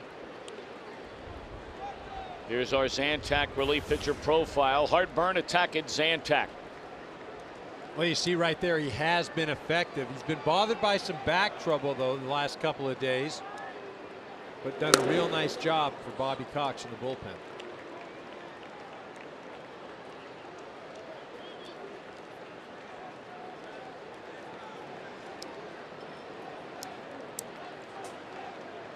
That's Johan Santana now, the runner out there at second base. 2-0 pitch is ball 3 away.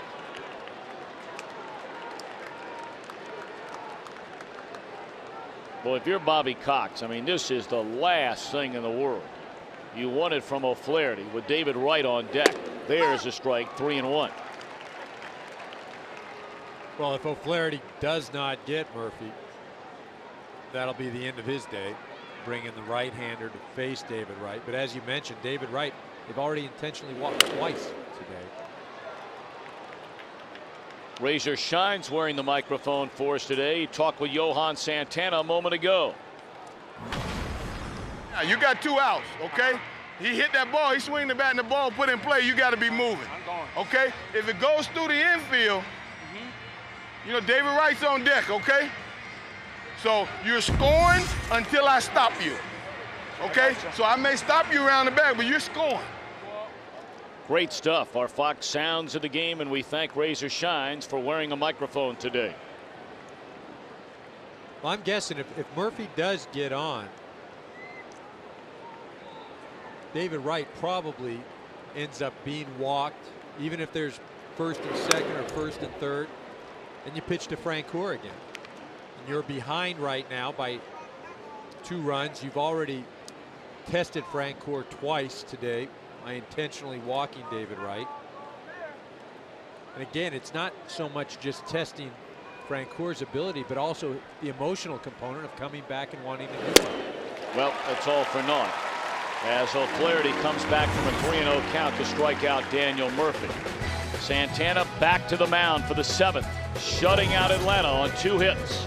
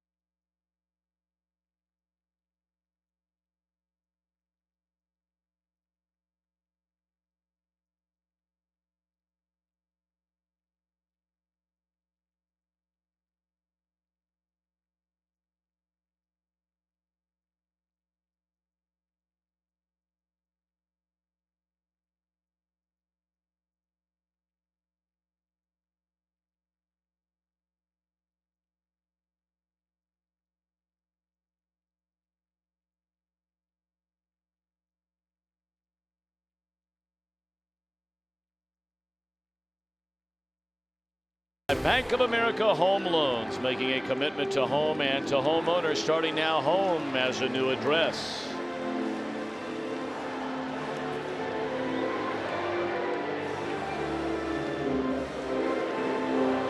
Seventh inning stretch time here at Turner Field. Oh, look at that little angel.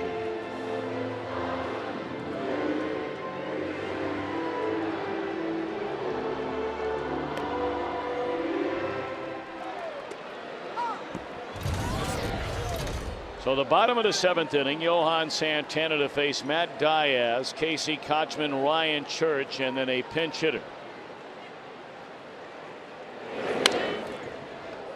0-2 on Diaz, who is grounded out and walked.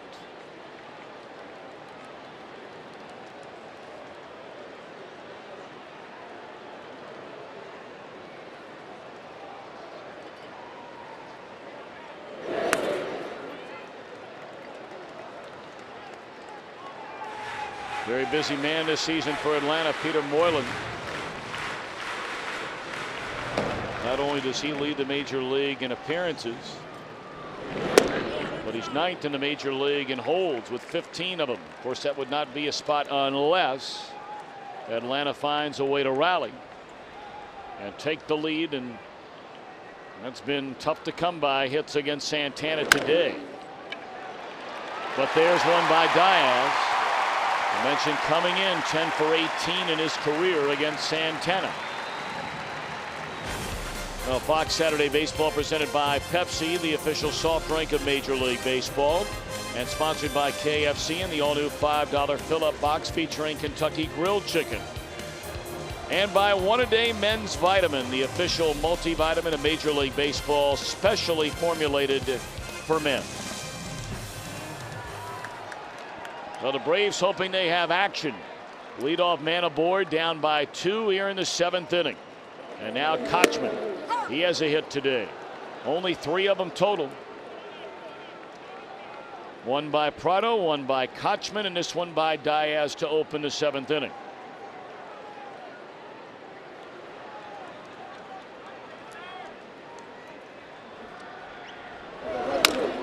Slow roller right side. What a play by Murphy. I mean, his defense has been maligned, and rightfully so at times, over at first base since taking over for Delgado, but that's a nice play right there. You can appreciate that, Eric Karros. Well, it really is. I mean, he comes in, as you see, and then when he makes the play, he turns counterclockwise to make the throw. Really a nice job.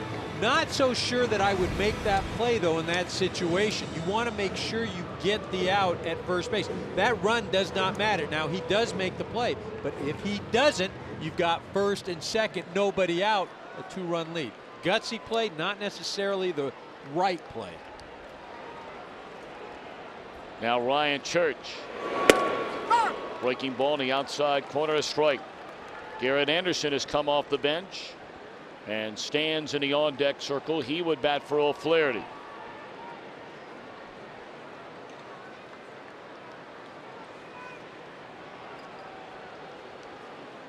.100 pitches in the game for Johan Santana. Number 101 is in the dirt.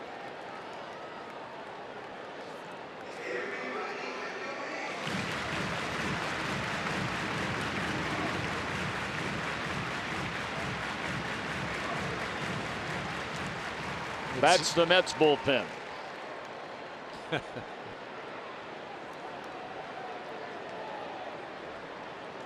One and one to count on Church, and a breaking ball away. If you're wondering why Bobby Cox would have a left-handed batter being sent up to pinch hit against a left-handed pitcher,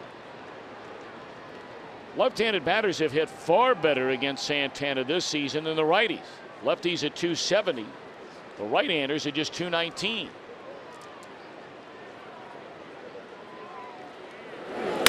And there's a base hit into center field by the left-handed batting Church. And the Braves have 2 on with 1 out, and Garrett Anderson coming up.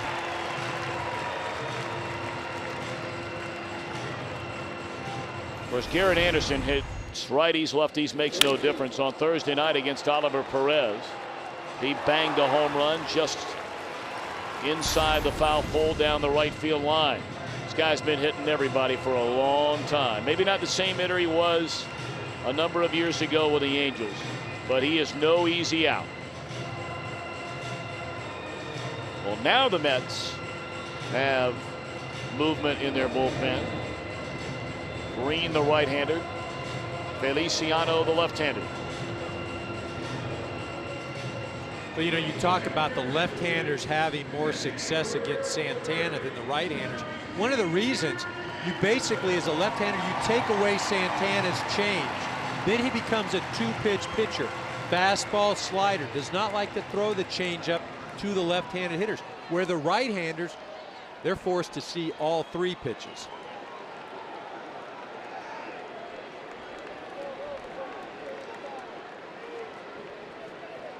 All right, here's Garrett Anderson with 2 on and 1 out. The Braves trailing 2-0. Ball 1 away.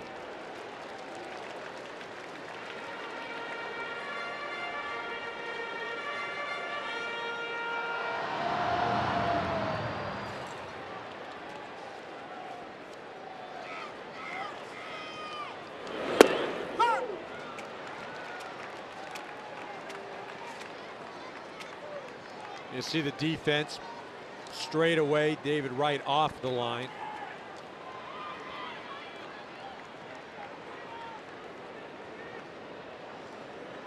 One and one on Garrett Anderson, and fooled badly on the off-speed pitch that time from Santana. Well, 2 sliders and a changeup right there. He has yet to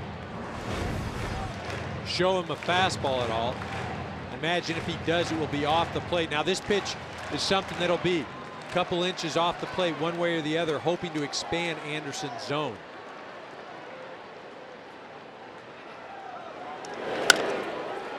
Leader into short left field. It will fall in, a base hit. They're going to hold the runner at third, and the bases are loaded for Atlanta. 3 hits in this inning against Santana after not having a hit since the 2nd inning against him. A little surprised by this last pitch. 1-2. You know, it's off the plate a bit, but it's up. You know, and again, Garrett Anderson just serves it out there. As a pitcher, when you're ahead in the count, 1 and 2, you like to bounce something. Or see Casey Kochman reading, again hustling around third, but looking for his third base coach, and then stops. His run means nothing. His out, though, would have been huge. Brooks Conrad comes on to run now for Garrett Anderson. And they are loaded for Nate McLouth with only 1 out. First pitch swinging, tardy on a fastball, and he's behind a strike.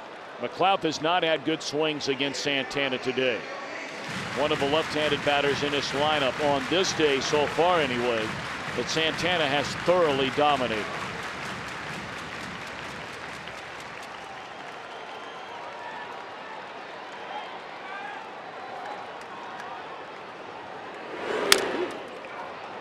Pulled foul, and Santana in front 0-2. Atlanta without a grand slam so far this year. Right now they're just looking for a single. When you're here 0-2, this is where Santana has to trust his catcher. Throw something low down in the dirt, something that McLouth can't get to, or something high up in the zone where he will pop straight up. That last pitch to Garrett Anderson, although it was off the plate, was belt high. You know, that's obviously he didn't want to be in that spot as far as height was concerned. 0-2, you have some pitches to waste.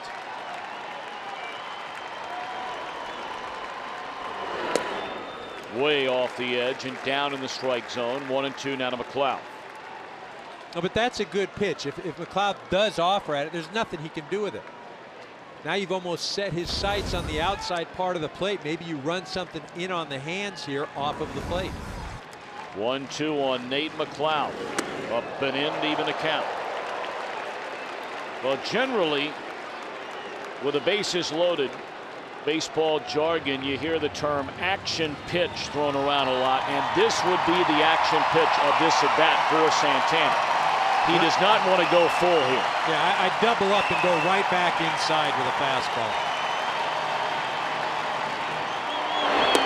Breaking ball low and away that McLouth does not chase, so now they are loaded. A 3-2 count on Nate McLouth.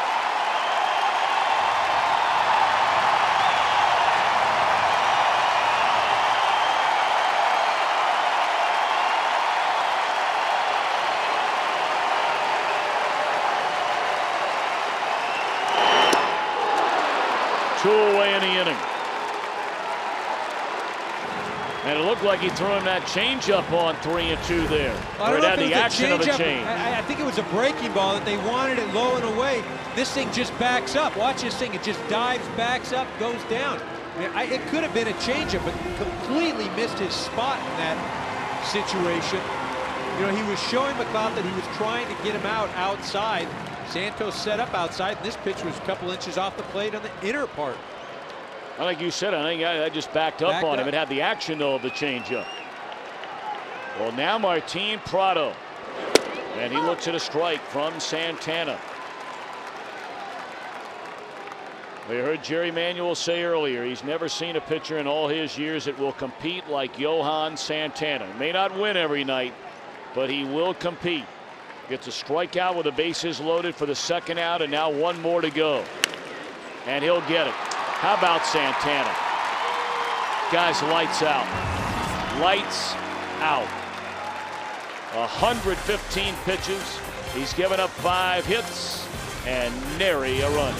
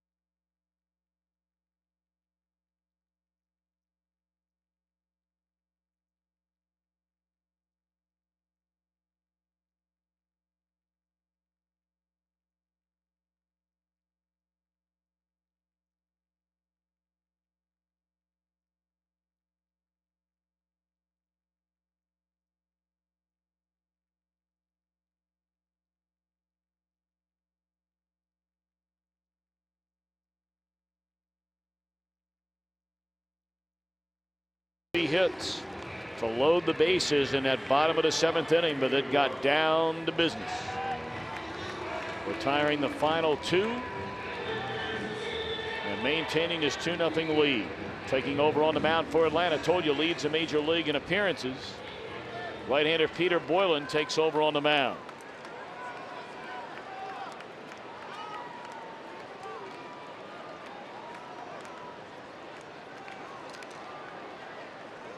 David Wright, Jeff Francoeur, and Jeremy Reed coming up for New York against Moylan in the 8th inning, and a breaking ball in there, a strike.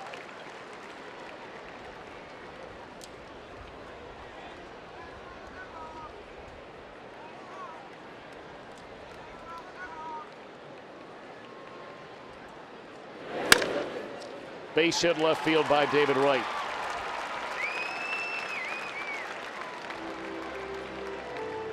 Pepsi, the official soft drink of Major League Baseball, congratulates Johan Santana, today's MLB Clutch Performer of the Game, presented by Pepsi. Got the strikeout of McLeod for the 2nd out. Then the ground ball by Prado to end the inning.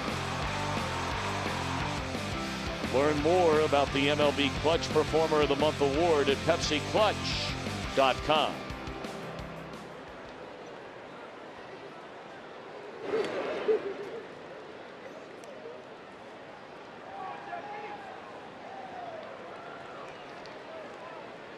David Wright already with 20 stolen bases on the year.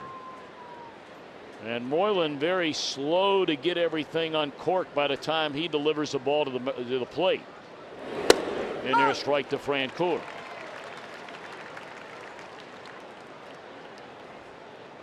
Francoeur still looking for his first base hit against his former team. 0 for 3 today. I take that back. He did have that infield hit.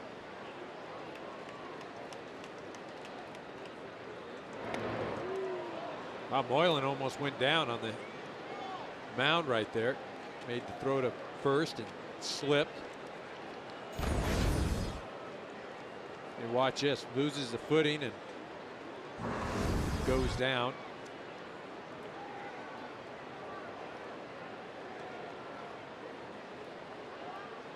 Story has been told many, many times about Moylan as that pitch is swung on and fouled off. Hails from Australia. Came over and pitched in the Minnesota Twins organization in 1996 and 1997. He left baseball for 10 years. Returned to America in 2006 when he dropped down to become a sidearmer. The previous winter added nearly 10 miles per hour to his fastball. There goes a runner, and a throw down to second is not in time. Stolen base number 21 for David Wright.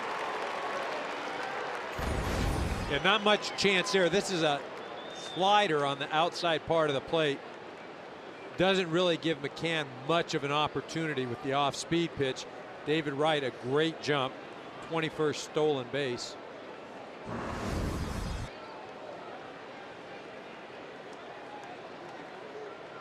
Talking about Moylan and how he all of a sudden became a sidearmer. Was a surprise pick for the Australian World Baseball Classic squad. Struck out 4 in an outing against Venezuela in the WBC. And the Braves signed him to a minor league contract. He's been a major part of their bullpen as he reached the major leagues for the final month and a half of that first year back.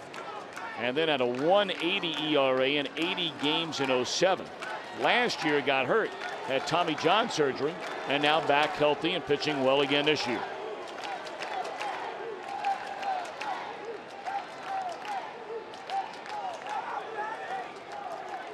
One and two to count on Francoeur.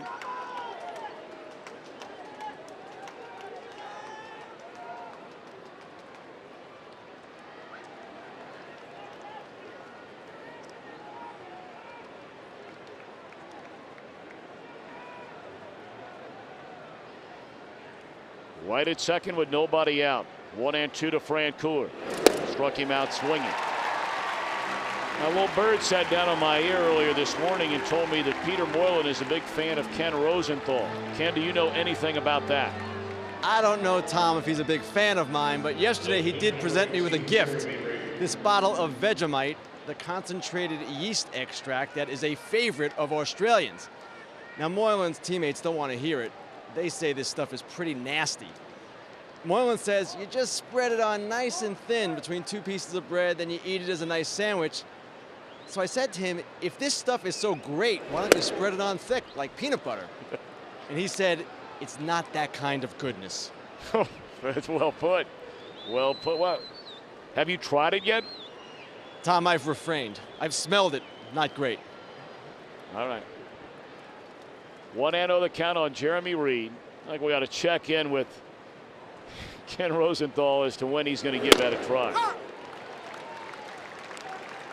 We understand that our bosses at Fox will be serving that to the TV crew before our game next weekend between the Phillies and the St. Louis Cardinals. That's what I'm talking about right there. Where's the Vegemite sandwich? Made famous, of course, by the band Men at Work. David Wright nearly picked off at second base as Escobar came creeping in behind him. Well, you mentioned how deliberate Moylan is, and he was deliberate in that pickoff attempt. Escobar a little tardy in applying that tag as well. Ball beat David Wright, but unable to get that tag ahead of the hand.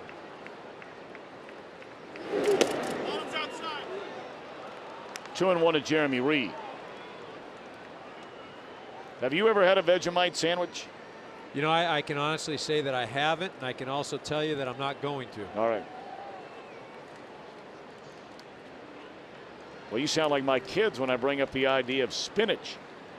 Vegemite. 2-1 the count. What is a Vegemite? It sounds like a bug. It sounds like a vegetable. What are we featuring? Again, they throw back, and Wright saw it coming this time. Ken Rosenthal, do you have any idea? Can you tell us what the content, the makeup of that Vegemite is in that jar down there? Tom, I can't. It just says concentrated yeast extract. Ingredients: yeast extract, salt, mineral salt, malt extract, all kinds of other stuff. All right. None of it sounding too good. All right. Well, the malt part sounded all right. I want to know where it says tasteless. Right across the front.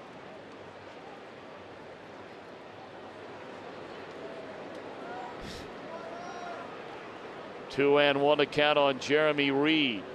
That's a big run out there at second base, and a bouncing ball cut off by Prado. His throw in time on to third right. Two gone in the inning.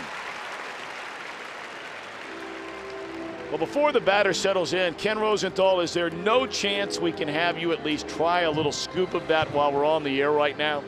I mean, are you open-minded a lot more so than the guy sitting next to me up here in the booth?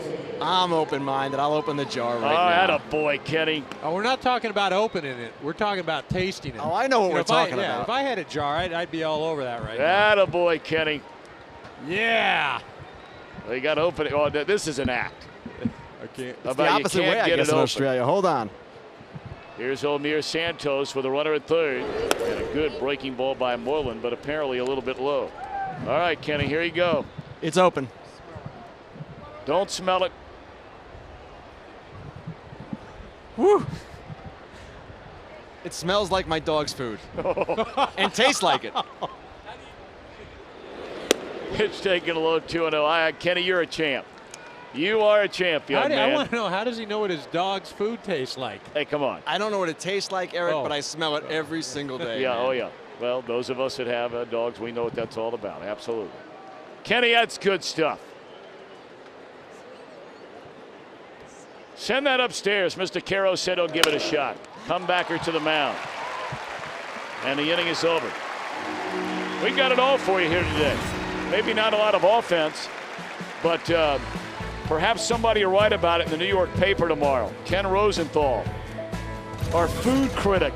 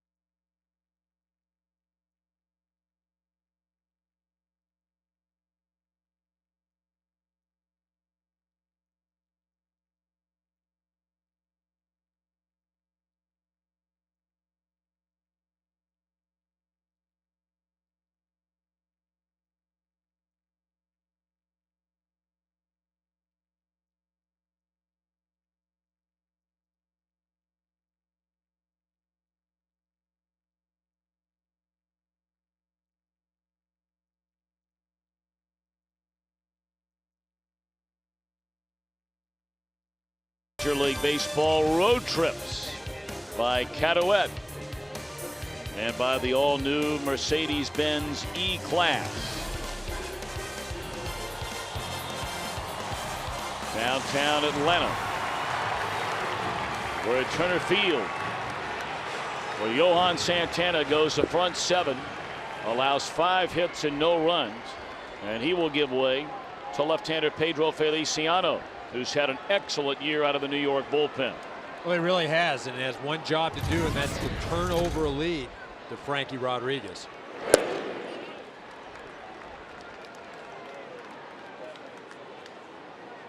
Heart of the order for Atlanta: Chipper Jones, Brian McCann, Yunel Escobar, trailing 2-0. We're in the bottom of the 8th.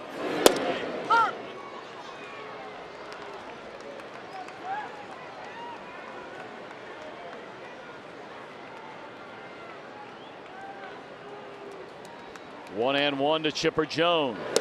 Breaking ball down and in. 2 balls and a strike.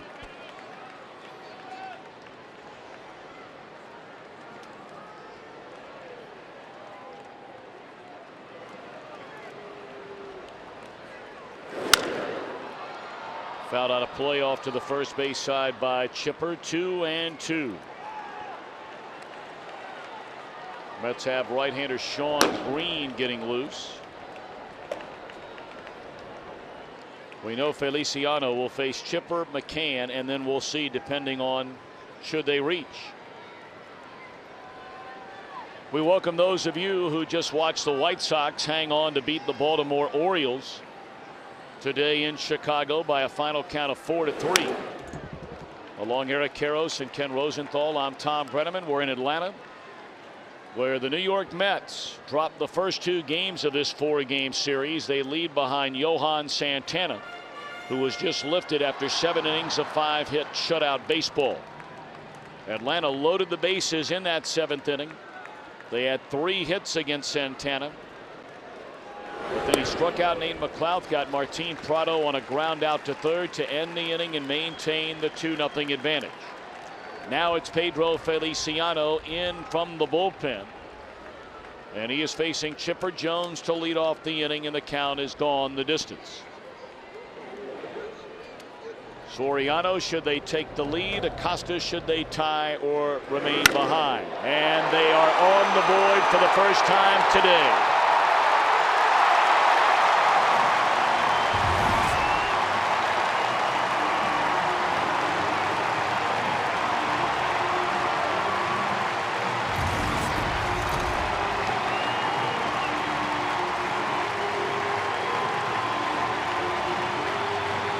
Larry Wayne Jones, number 418 in his career.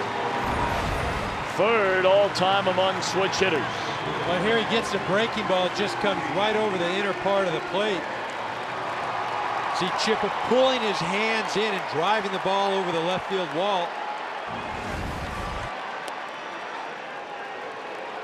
Again, the Mets sitting in their dugout. You see Chipper thinking, oh man, here we go again. Whatever can go wrong will go wrong. 1-1 on Brian McCann.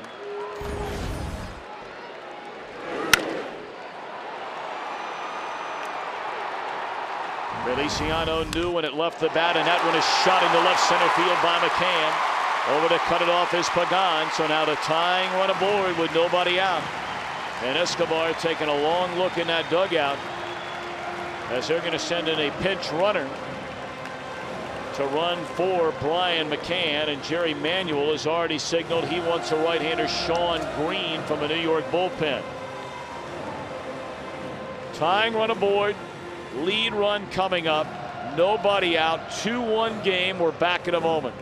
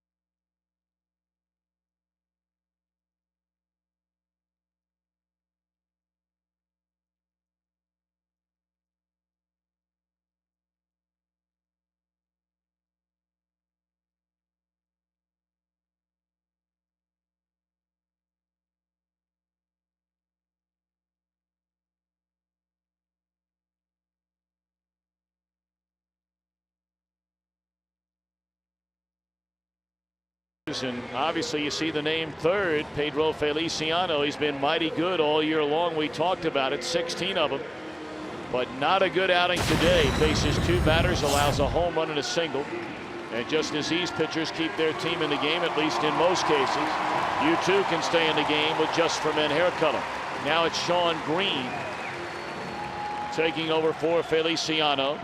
Diori Hernandez comes on to run for Brian McCann. And he is a tying run. Now Escobar has 4 sacrifices, but they don't believe he's bunting here.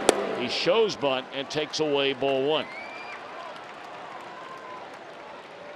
White came charging in from third.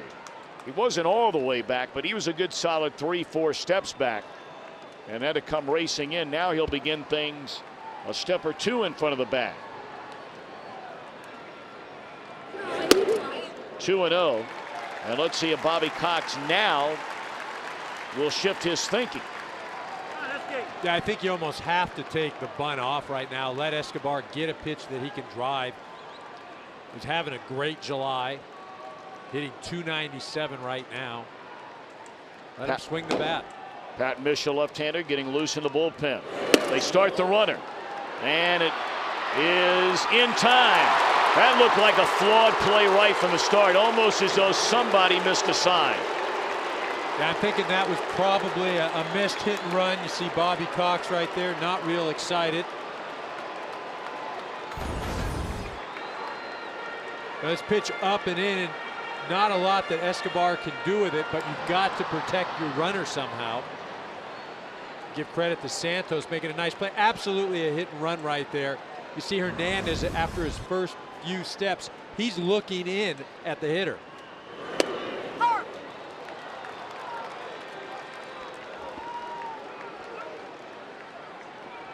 Well, you could tell by the look in Bobby Cox's eyes, staring out at Escobar, he was none too happy. And now it's 3-2 on his shortstop. Well, and earlier we talked about some of the issues that they've had with Escobar. You know, maybe being too demonstrative on the field, being too excitable sometimes. Well, there's nothing worse than missing a sign. That's not a physical issue, that's a mental issue.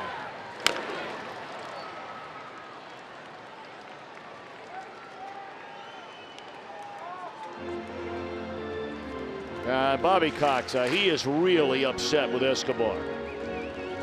And I don't think there's any debate. That's who he's upset with. No, it's without question. And again, you know, it wasn't a pitch that was very hittable, but you still have to try to make the attempt to protect the runner. Put the bat on the ball. Escobar draws a walk.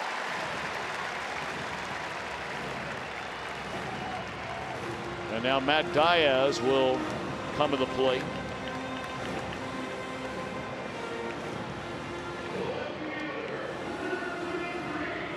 A 2-1 ball game with the Mets in front. A leadoff home run by Chipper Jones against Feliciano to start this inning. Then a single by Brian McCann. That was all for the New York left-hander. In comes Sean Green on a failed hit and run attempt, or a missed hit and run sign. They cut down the runner at second base, but then Green promptly walks Escobar, and it's strike 1 to Diaz.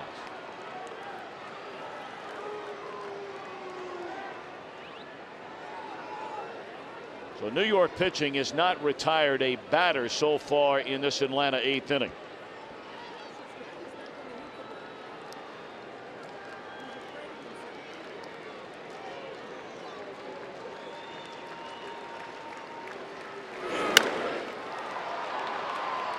Weak pop-up, shallow center. Who wants it? And Cora out to get it. Looked like Pagan got a late break. He was playing very deep in this one-run game in the 8th inning. Really a nice job by Alex Cora, not giving up on the ball, continuing to go out. And you'd like to have your center fielder, who is running in towards the play, make that catch. Well, that's all for Green. They had the left-hander Mitch up a moment ago. You have a left-handed batter in Casey Kochman coming up. Tying run aboard, 2 outs in the 8th. We'll be back.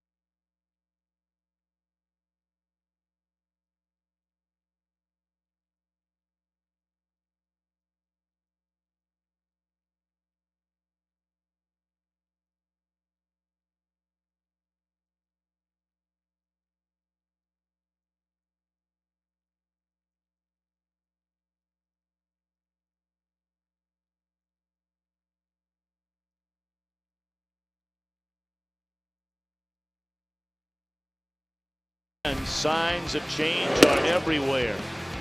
A missed hit and run sign, or so we believe.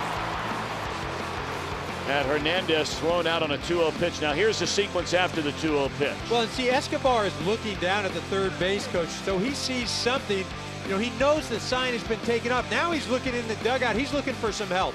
So he knows the sign has been taken off, but he's not sure if a hit and run's been put on or if he can swing away. That's just indecision on his point. And that, if you don't know, call timeout, drag the third base coach down. He just didn't know.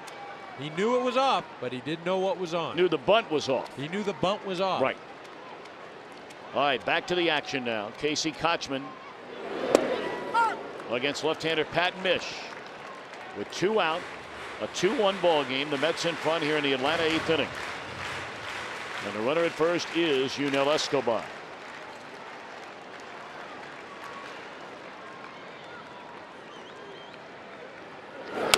Check swing, and just like that, Mish ahead at 0 balls and 2 strikes on Kochman. Brian Stokes, a right-hander, throwing for the Mets in their bullpen. Of course, they're just trying to get one more out here in this 8th inning and give Francisco Rodriguez a chance in the 9th to nail it down. Mitch claimed off waivers from the Giants on June the 5th and then brought up from AAA Buffalo on the 22nd of June. 1-2 the count.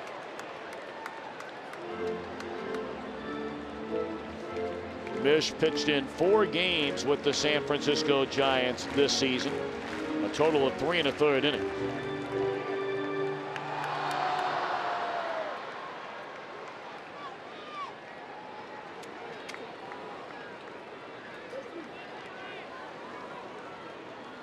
One and 2 the count. Breaking ball away. Now Mish, since coming over to the Mets, has thrown the ball well. He's only allowed 2 runs in 11 1/3 innings spanning 10 games, and has retired all 10 first batters that he has faced. The overwhelming majority obviously are left-handed batters.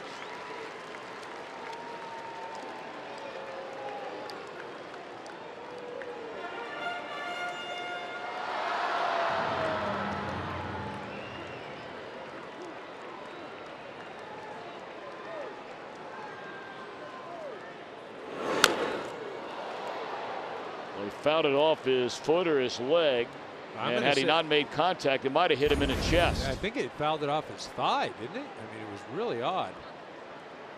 That's off the knee. That's off the front knee, ladies and gentlemen. That's going to leave a mark. That's when the shin protector does no good when you're hitting it. That's catcher's gear material right there. That's tough to do.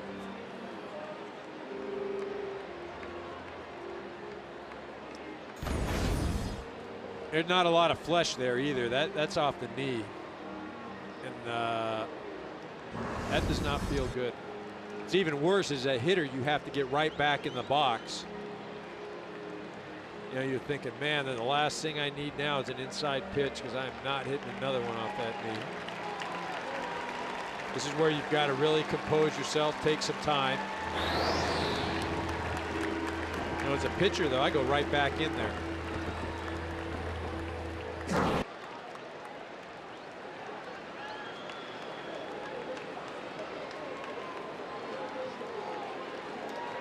Well, Kochman, a big deep breath, hoping that will release some of the pain. 2 and 2 the count as he's right back in there.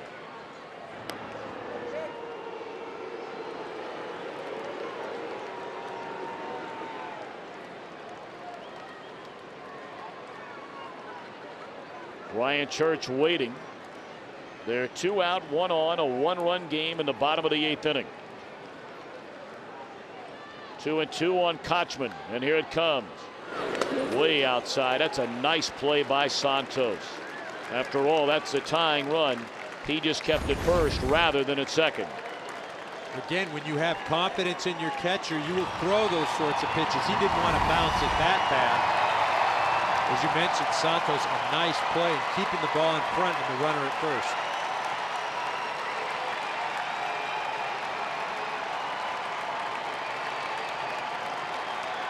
And now Mish backs off the rubber. He's double checking with his first baseman Murphy over there as to whether or not they're going to hold the runner on. The runner will be going on his 3-2 delivery. And here it comes.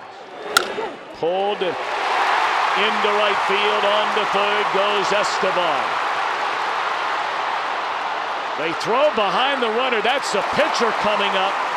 Or I beg your pardon, that was the first baseman Murphy sneaking back behind the runner who took a big turn, and he's very lucky he wasn't tagged out. Well, he was. What's interesting, though,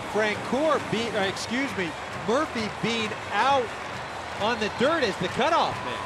Well, that happened here last night, and Luis Castillo just shook his head when he was asked, have you ever seen a first baseman go beyond a second baseman to be a cutoff man to the ball in the outfield? Castillo said no. Well, he's got no business being out there, but it almost turns out to be a great play. What should have happened is Murphy back on the infield grass when he realizes Escobar is not going to go home. Then you run up to catch the ball, then maybe can make that tag. But no business being in the outfield dirt. Well, I wonder about where he was positioned to begin with anyway on the runner. Ryan Church now the batter, and it's up and in ball one. I mean, they had made the decision they were not going to hold the runner on, and it's kind of like that in-between thing over there with how Murphy was standing. He wasn't playing back behind the runner, but he's like 2 steps behind him. The interesting thing is because he had to dive to his right, if you're playing back, okay, what you're doing, you see where he is right there, right by the runner, then he scoots back. Where he should be, if you're going to play back, you're playing no doubles in that situation. So you're playing on the line. So I'm not so sure that he would still be able to make that play. Okay. But I agree, he's in no man's land. You're either holding the guy on or you're playing back on the line. Tying run now at third, lead run at first, and it's outside 2-0 on Ryan Church. So here Church has a chance to inflict major pain on the team that traded him just last week. Santana, 5 hits in 7 innings, 3 of those hits in his final inning. And the Mets bullpen trying to get a third out in this 8th inning.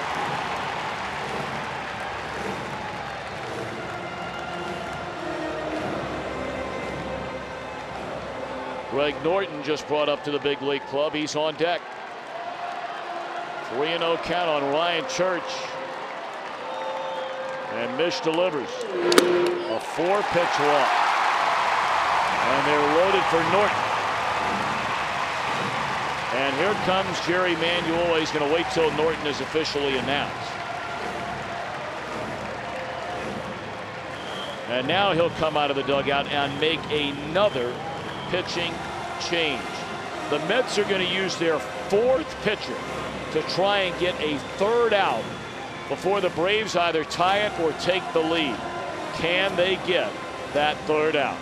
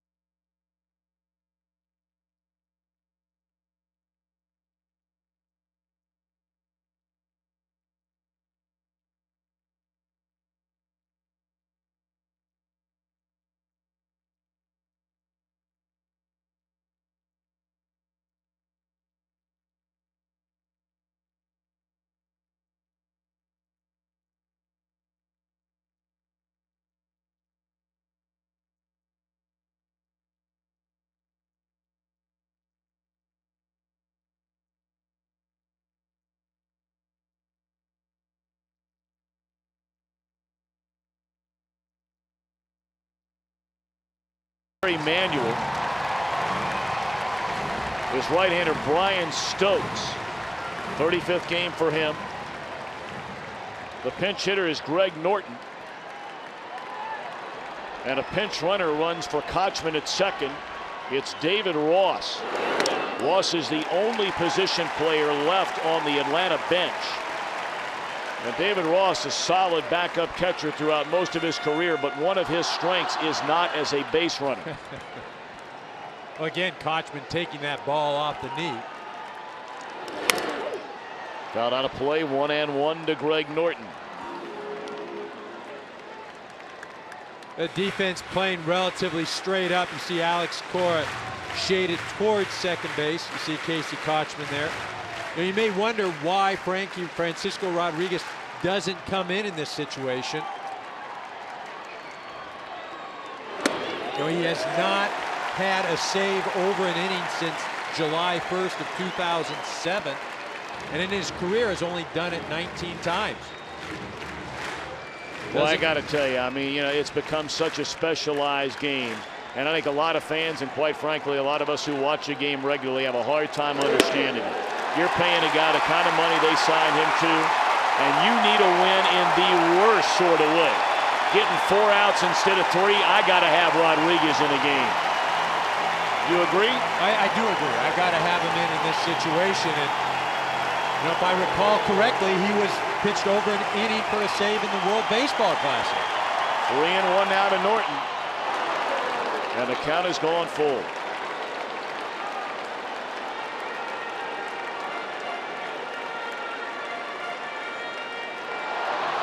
Tying runners at third, that's Escobar. David Ross, the lead run at second. And Church, a runner at first, payoff pitch. Struck him out to end the inning. So Brian Stokes falls behind 3-1 and then comes back with consecutive fastballs to blow away Norton and send us to the ninth with the Mets leading 2-1.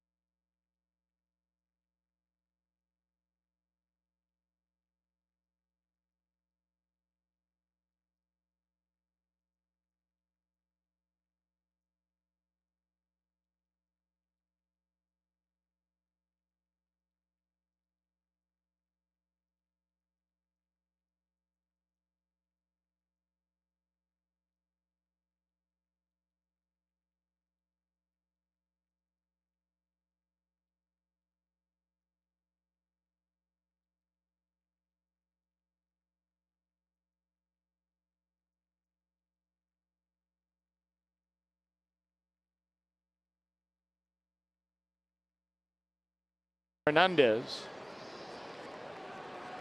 Behind the plate is now David Ross. Brian McCann lifted for a pinch runner earlier in the game, and now on the mound, Manny Acosta.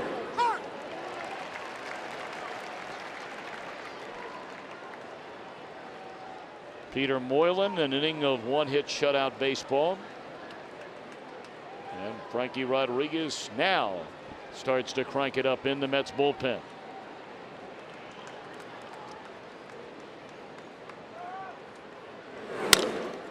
Base hit into right field by Alex Cora. A two-hit day for Mr. Cora. And now the Mets are going to send up a pinch hitter. Now Gary Sheffield was injured in the game here last night, and he tried to see if he would be well enough to be used at the very minimum as a pinch hitter in the game here today. And just before game time, it didn't look like he would be available to pinch hit. Now with a hamstring giving him some problems, and have to use your legs when you're up at the plate. There's Sheff. You know, he's a guy that can help somebody if the Mets do officially wave the white flag. He's had a nice year. Strong right-handed bat.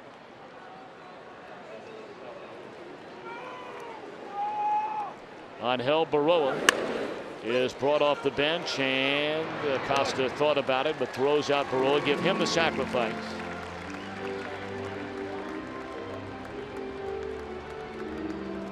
And Cora looks like he might be aching a little bit out there at second base.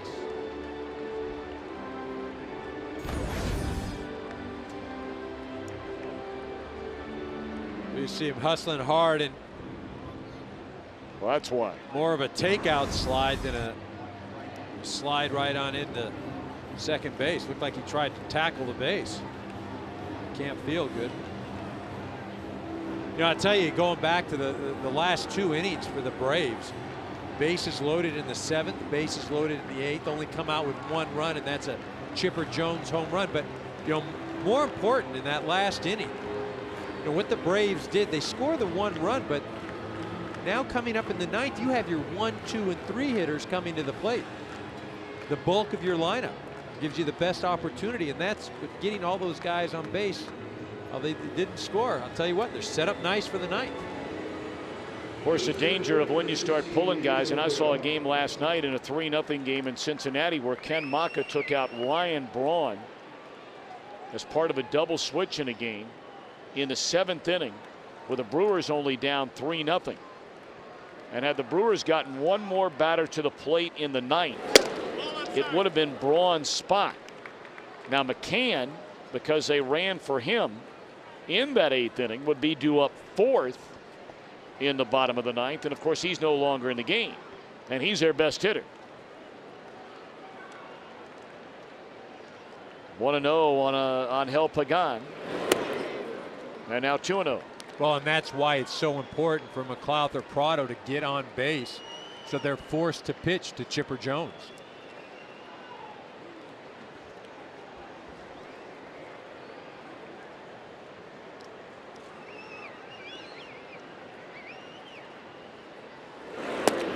Fooled badly on that 2-0 pitch is Pagan, and that's where you know Jerry Manuel sitting in that dugout saying, why? Here just off speed, as you mentioned, Pagan pulling out that front side. 2-0 pitch right there.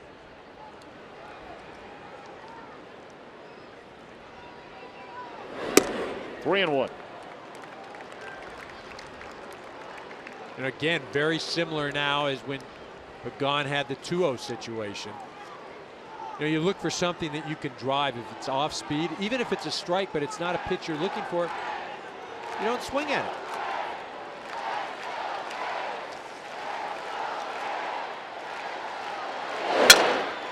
Pulled fair up the right field line, and this will bring in a huge run for the Mets.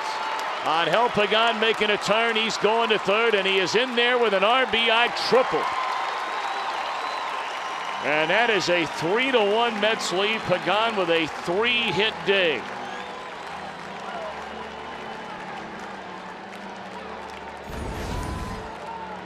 Really a nice job here. This ball up in the zone, even on the outer part of the plate. Gets it by the diving Prado, and Pagan, he's hustling all the way. See Cora getting a good jump. Really a nice at-bat by him to start things. Now you've got the infield in. You see Pagan. He's excited. Played well for this team. Pagan. I mean, granted, he's been out a lot injured this year, but when he has been given a chance to play, when healthy enough to play, with all the injuries to all the other guys in front of him on the quote-unquote depth chart, Angel Pagan has delivered.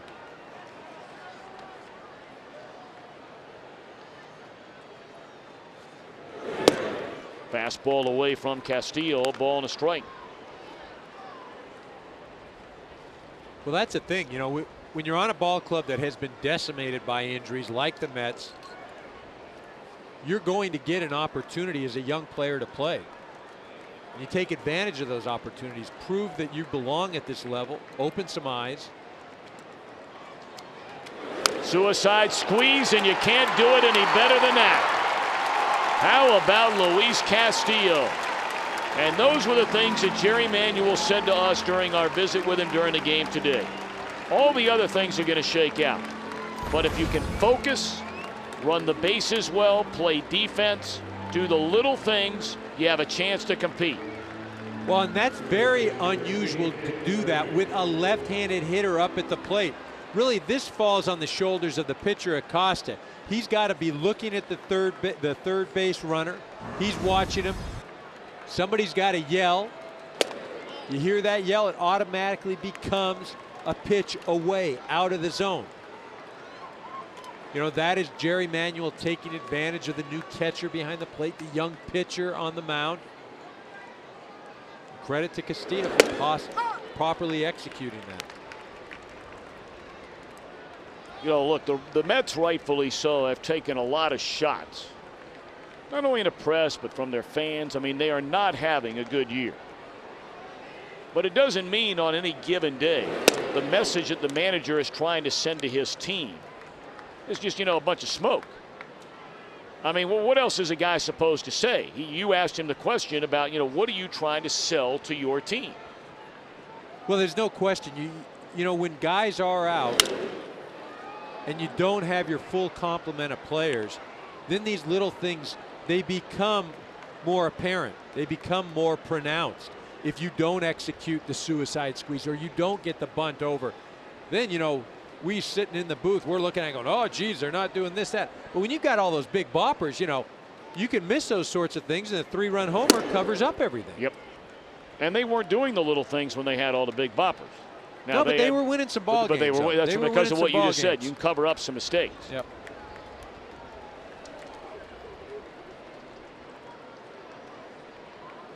Three and two on Daniel Murphy, and we'll do it again.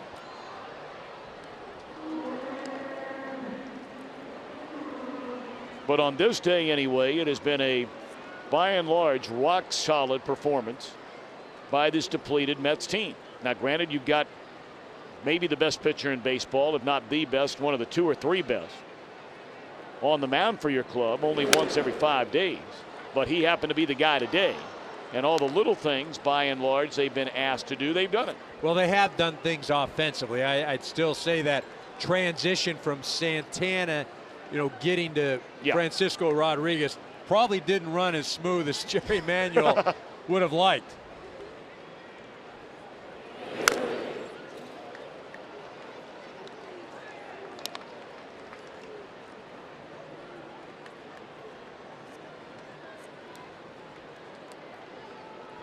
But you look in this game back in the first inning, they put down a sacrifice, which they were trying to lead to a run. They put down another sacrifice in the 7th inning. There's a walk to Murphy, which will keep the inning alive for David Wright. We've seen good defense by both teams today. Only 1 error in the game. Take a look at the Mercedes-Benz E-Class attention assists of the game. And this one from the right arm of Brian Stokes as he assisted the 3 relievers in that 8th inning in front of him, Feliciano, Green, and Mish, by getting the final out and maintaining the lead.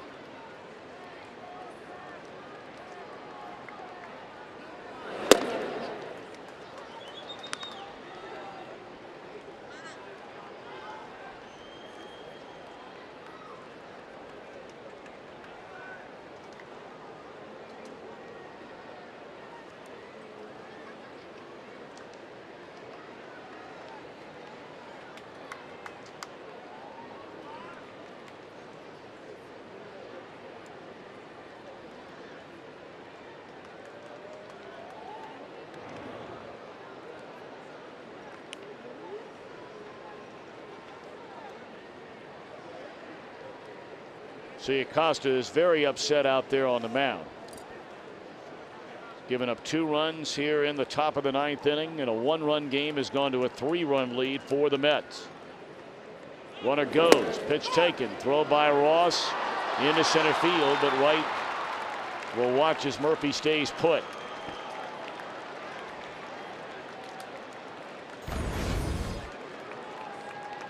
Well, a good jump now, and again forcing the Braves to have to make plays in this situation. Got David Ross new behind the plate. David Wright will get his 3rd intentional walk.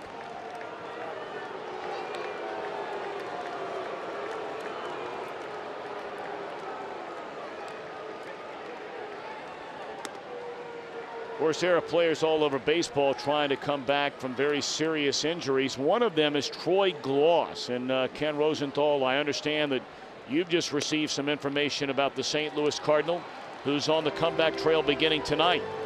Tom, very intriguing development. Klaus is in the lineup tonight in left field in the Florida State League, where he is on a rehabilitation assignment. He normally is a 3rd baseman, but coming off shoulder surgery, he can't make the throw from 3rd. And obviously, the Cardinals do not need him at 1st with Albert Pujols in the equation. So this could be the bat they need if he could indeed handle left field. Wow. Of course, the Cardinals are already overloaded with outfielders on that club. In fact, they were so overloaded they moved an outfielder, Skip Schumacher, from the outfield into second base before this season began. But basically, they still have 4 outfielders for 3 spots before Gloss's name even enters the mix. You've got Ankiel, Ludwig, Colby Rasmus, and Chris Duncan. 3 of those 4 are left-handed batters. The only righty is Ludwig.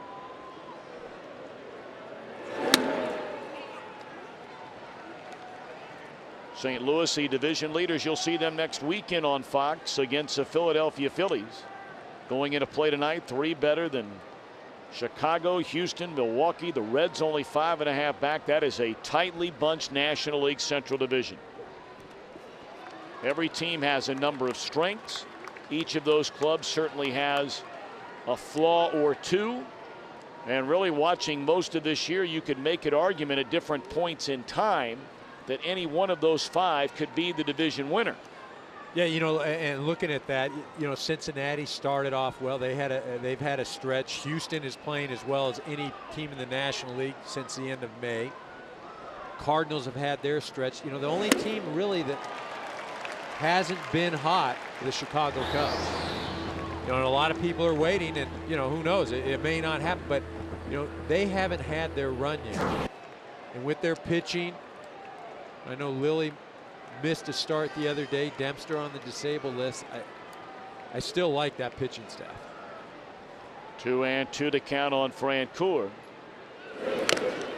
And a swing and a foul ball back.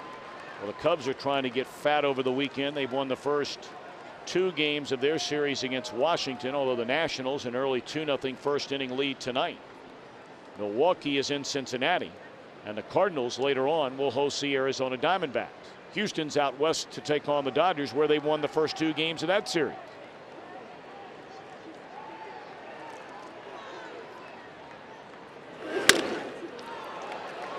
Up the middle and into center field, a base hit for Francoeur that'll knock in a run. McLeod bobbles the ball, nobody covering second base. So Francoeur will take that bag. As Wright advances on to third, it has been a 3-run 9th inning and now a 4-run New York lead. This ball just bounces up the middle. You see McLeod taking his eye off the ball. It squirts away, and then nobody covering second base. Well, both bullpens having a rather difficult time of it here today. A pitching change made by Bobby Cox. His team now down by 4.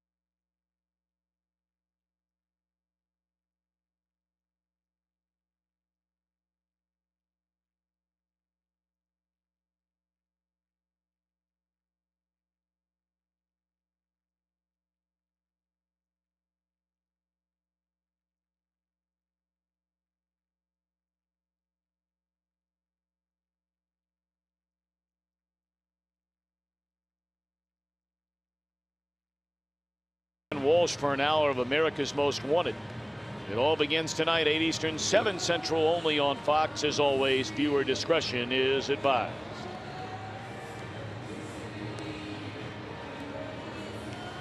Boone Logan, former Chicago White Sox left-hander, pitching in his 8th game for Atlanta, will take over with runners at second and third and 2 outs. A 3-run Met 9th inning to take a 2-1 lead to 5-1.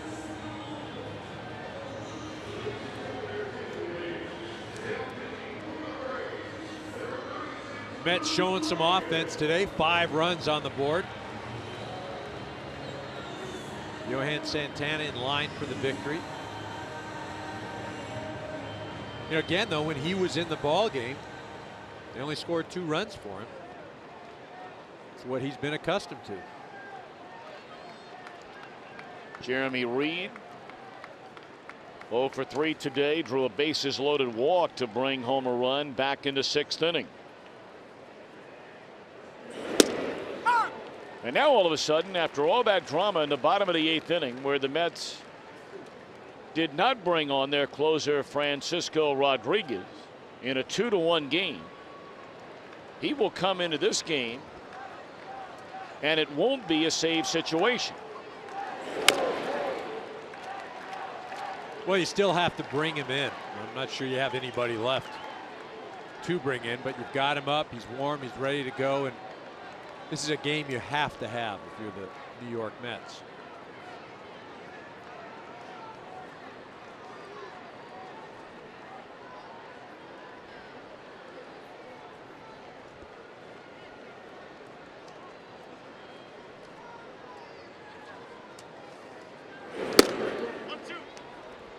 But Eric, you know, getting back to that conversation we were having in the bottom of the 8th inning about bringing in a closer for more than 3 outs to try and pick up a save, and you know, much has been made about Bill James, for example, the father, if you will, of the sabermetrics movement, and following that, and the Boston Red Sox tried for a short while there about, you know, the game oftentimes can be saved in the 7th inning or the 8th inning. You get into that whole debate and that whole philosophy and so on and so forth. Now, Bruce Bochy, the longtime manager of the Padres, now the manager of the Giants, only 1 year did he start using Trevor Hoffman for more than 3 outs to pick up a save. That was the year that Trevor Hoffman got hurt.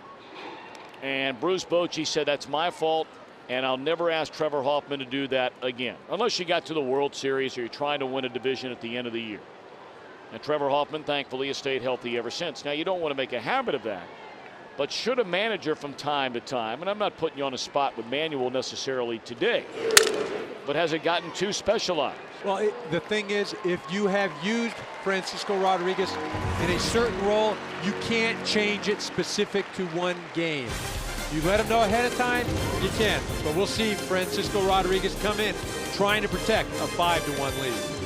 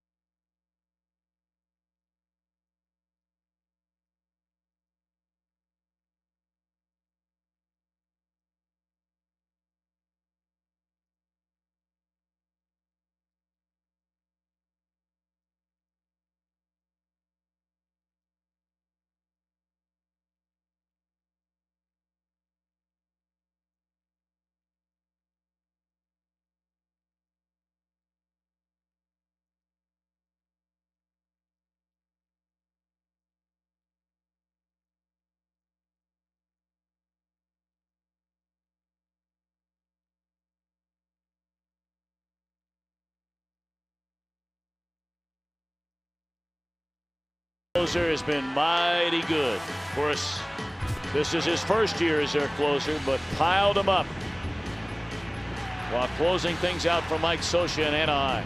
Well, 62 saves last year, and this guy has been automatic. Comes in, the fastball, big curveball. You know, he doesn't have the life that he used to have, or I should say the velocity on the fastball, but he's become more of a pitcher. He'll go to the off speed. See, he's been fabulous with the Mets. ERA of under 2. You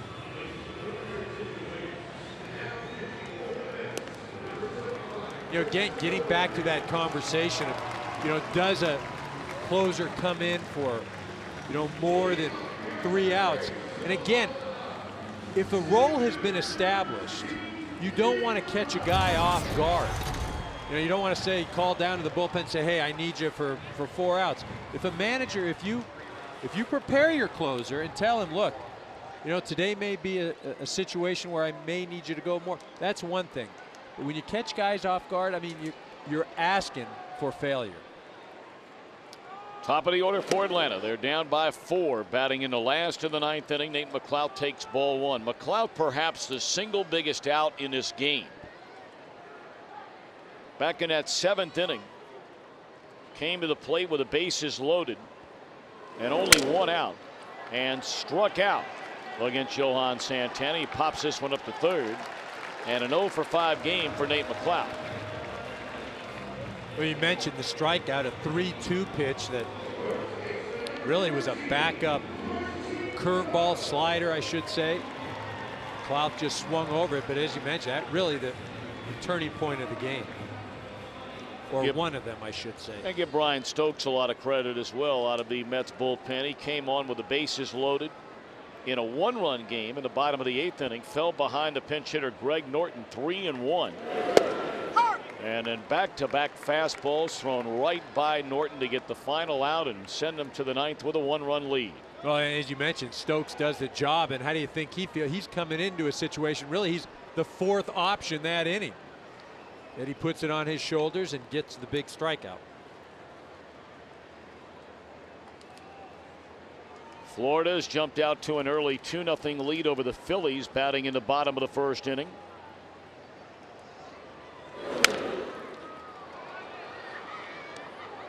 Never too early to start scoreboard watching.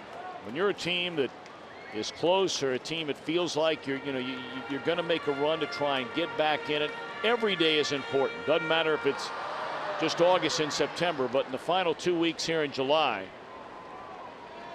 every day matters.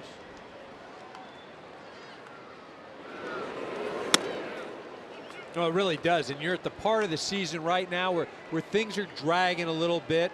You know, it's usually the weather real warm. You've gone past the All-Star break, but still the end of the season is still a couple months away.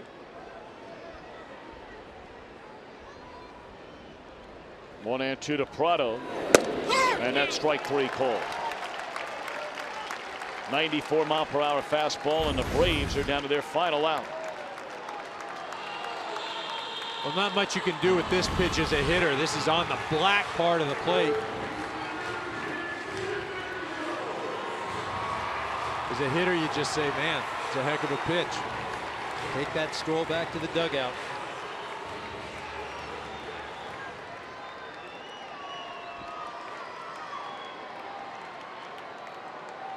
Chipper Jones settles in. Fastball up and in for ball 1. Final game of this 4-game weekend series is tomorrow. That'll be a night game tomorrow night.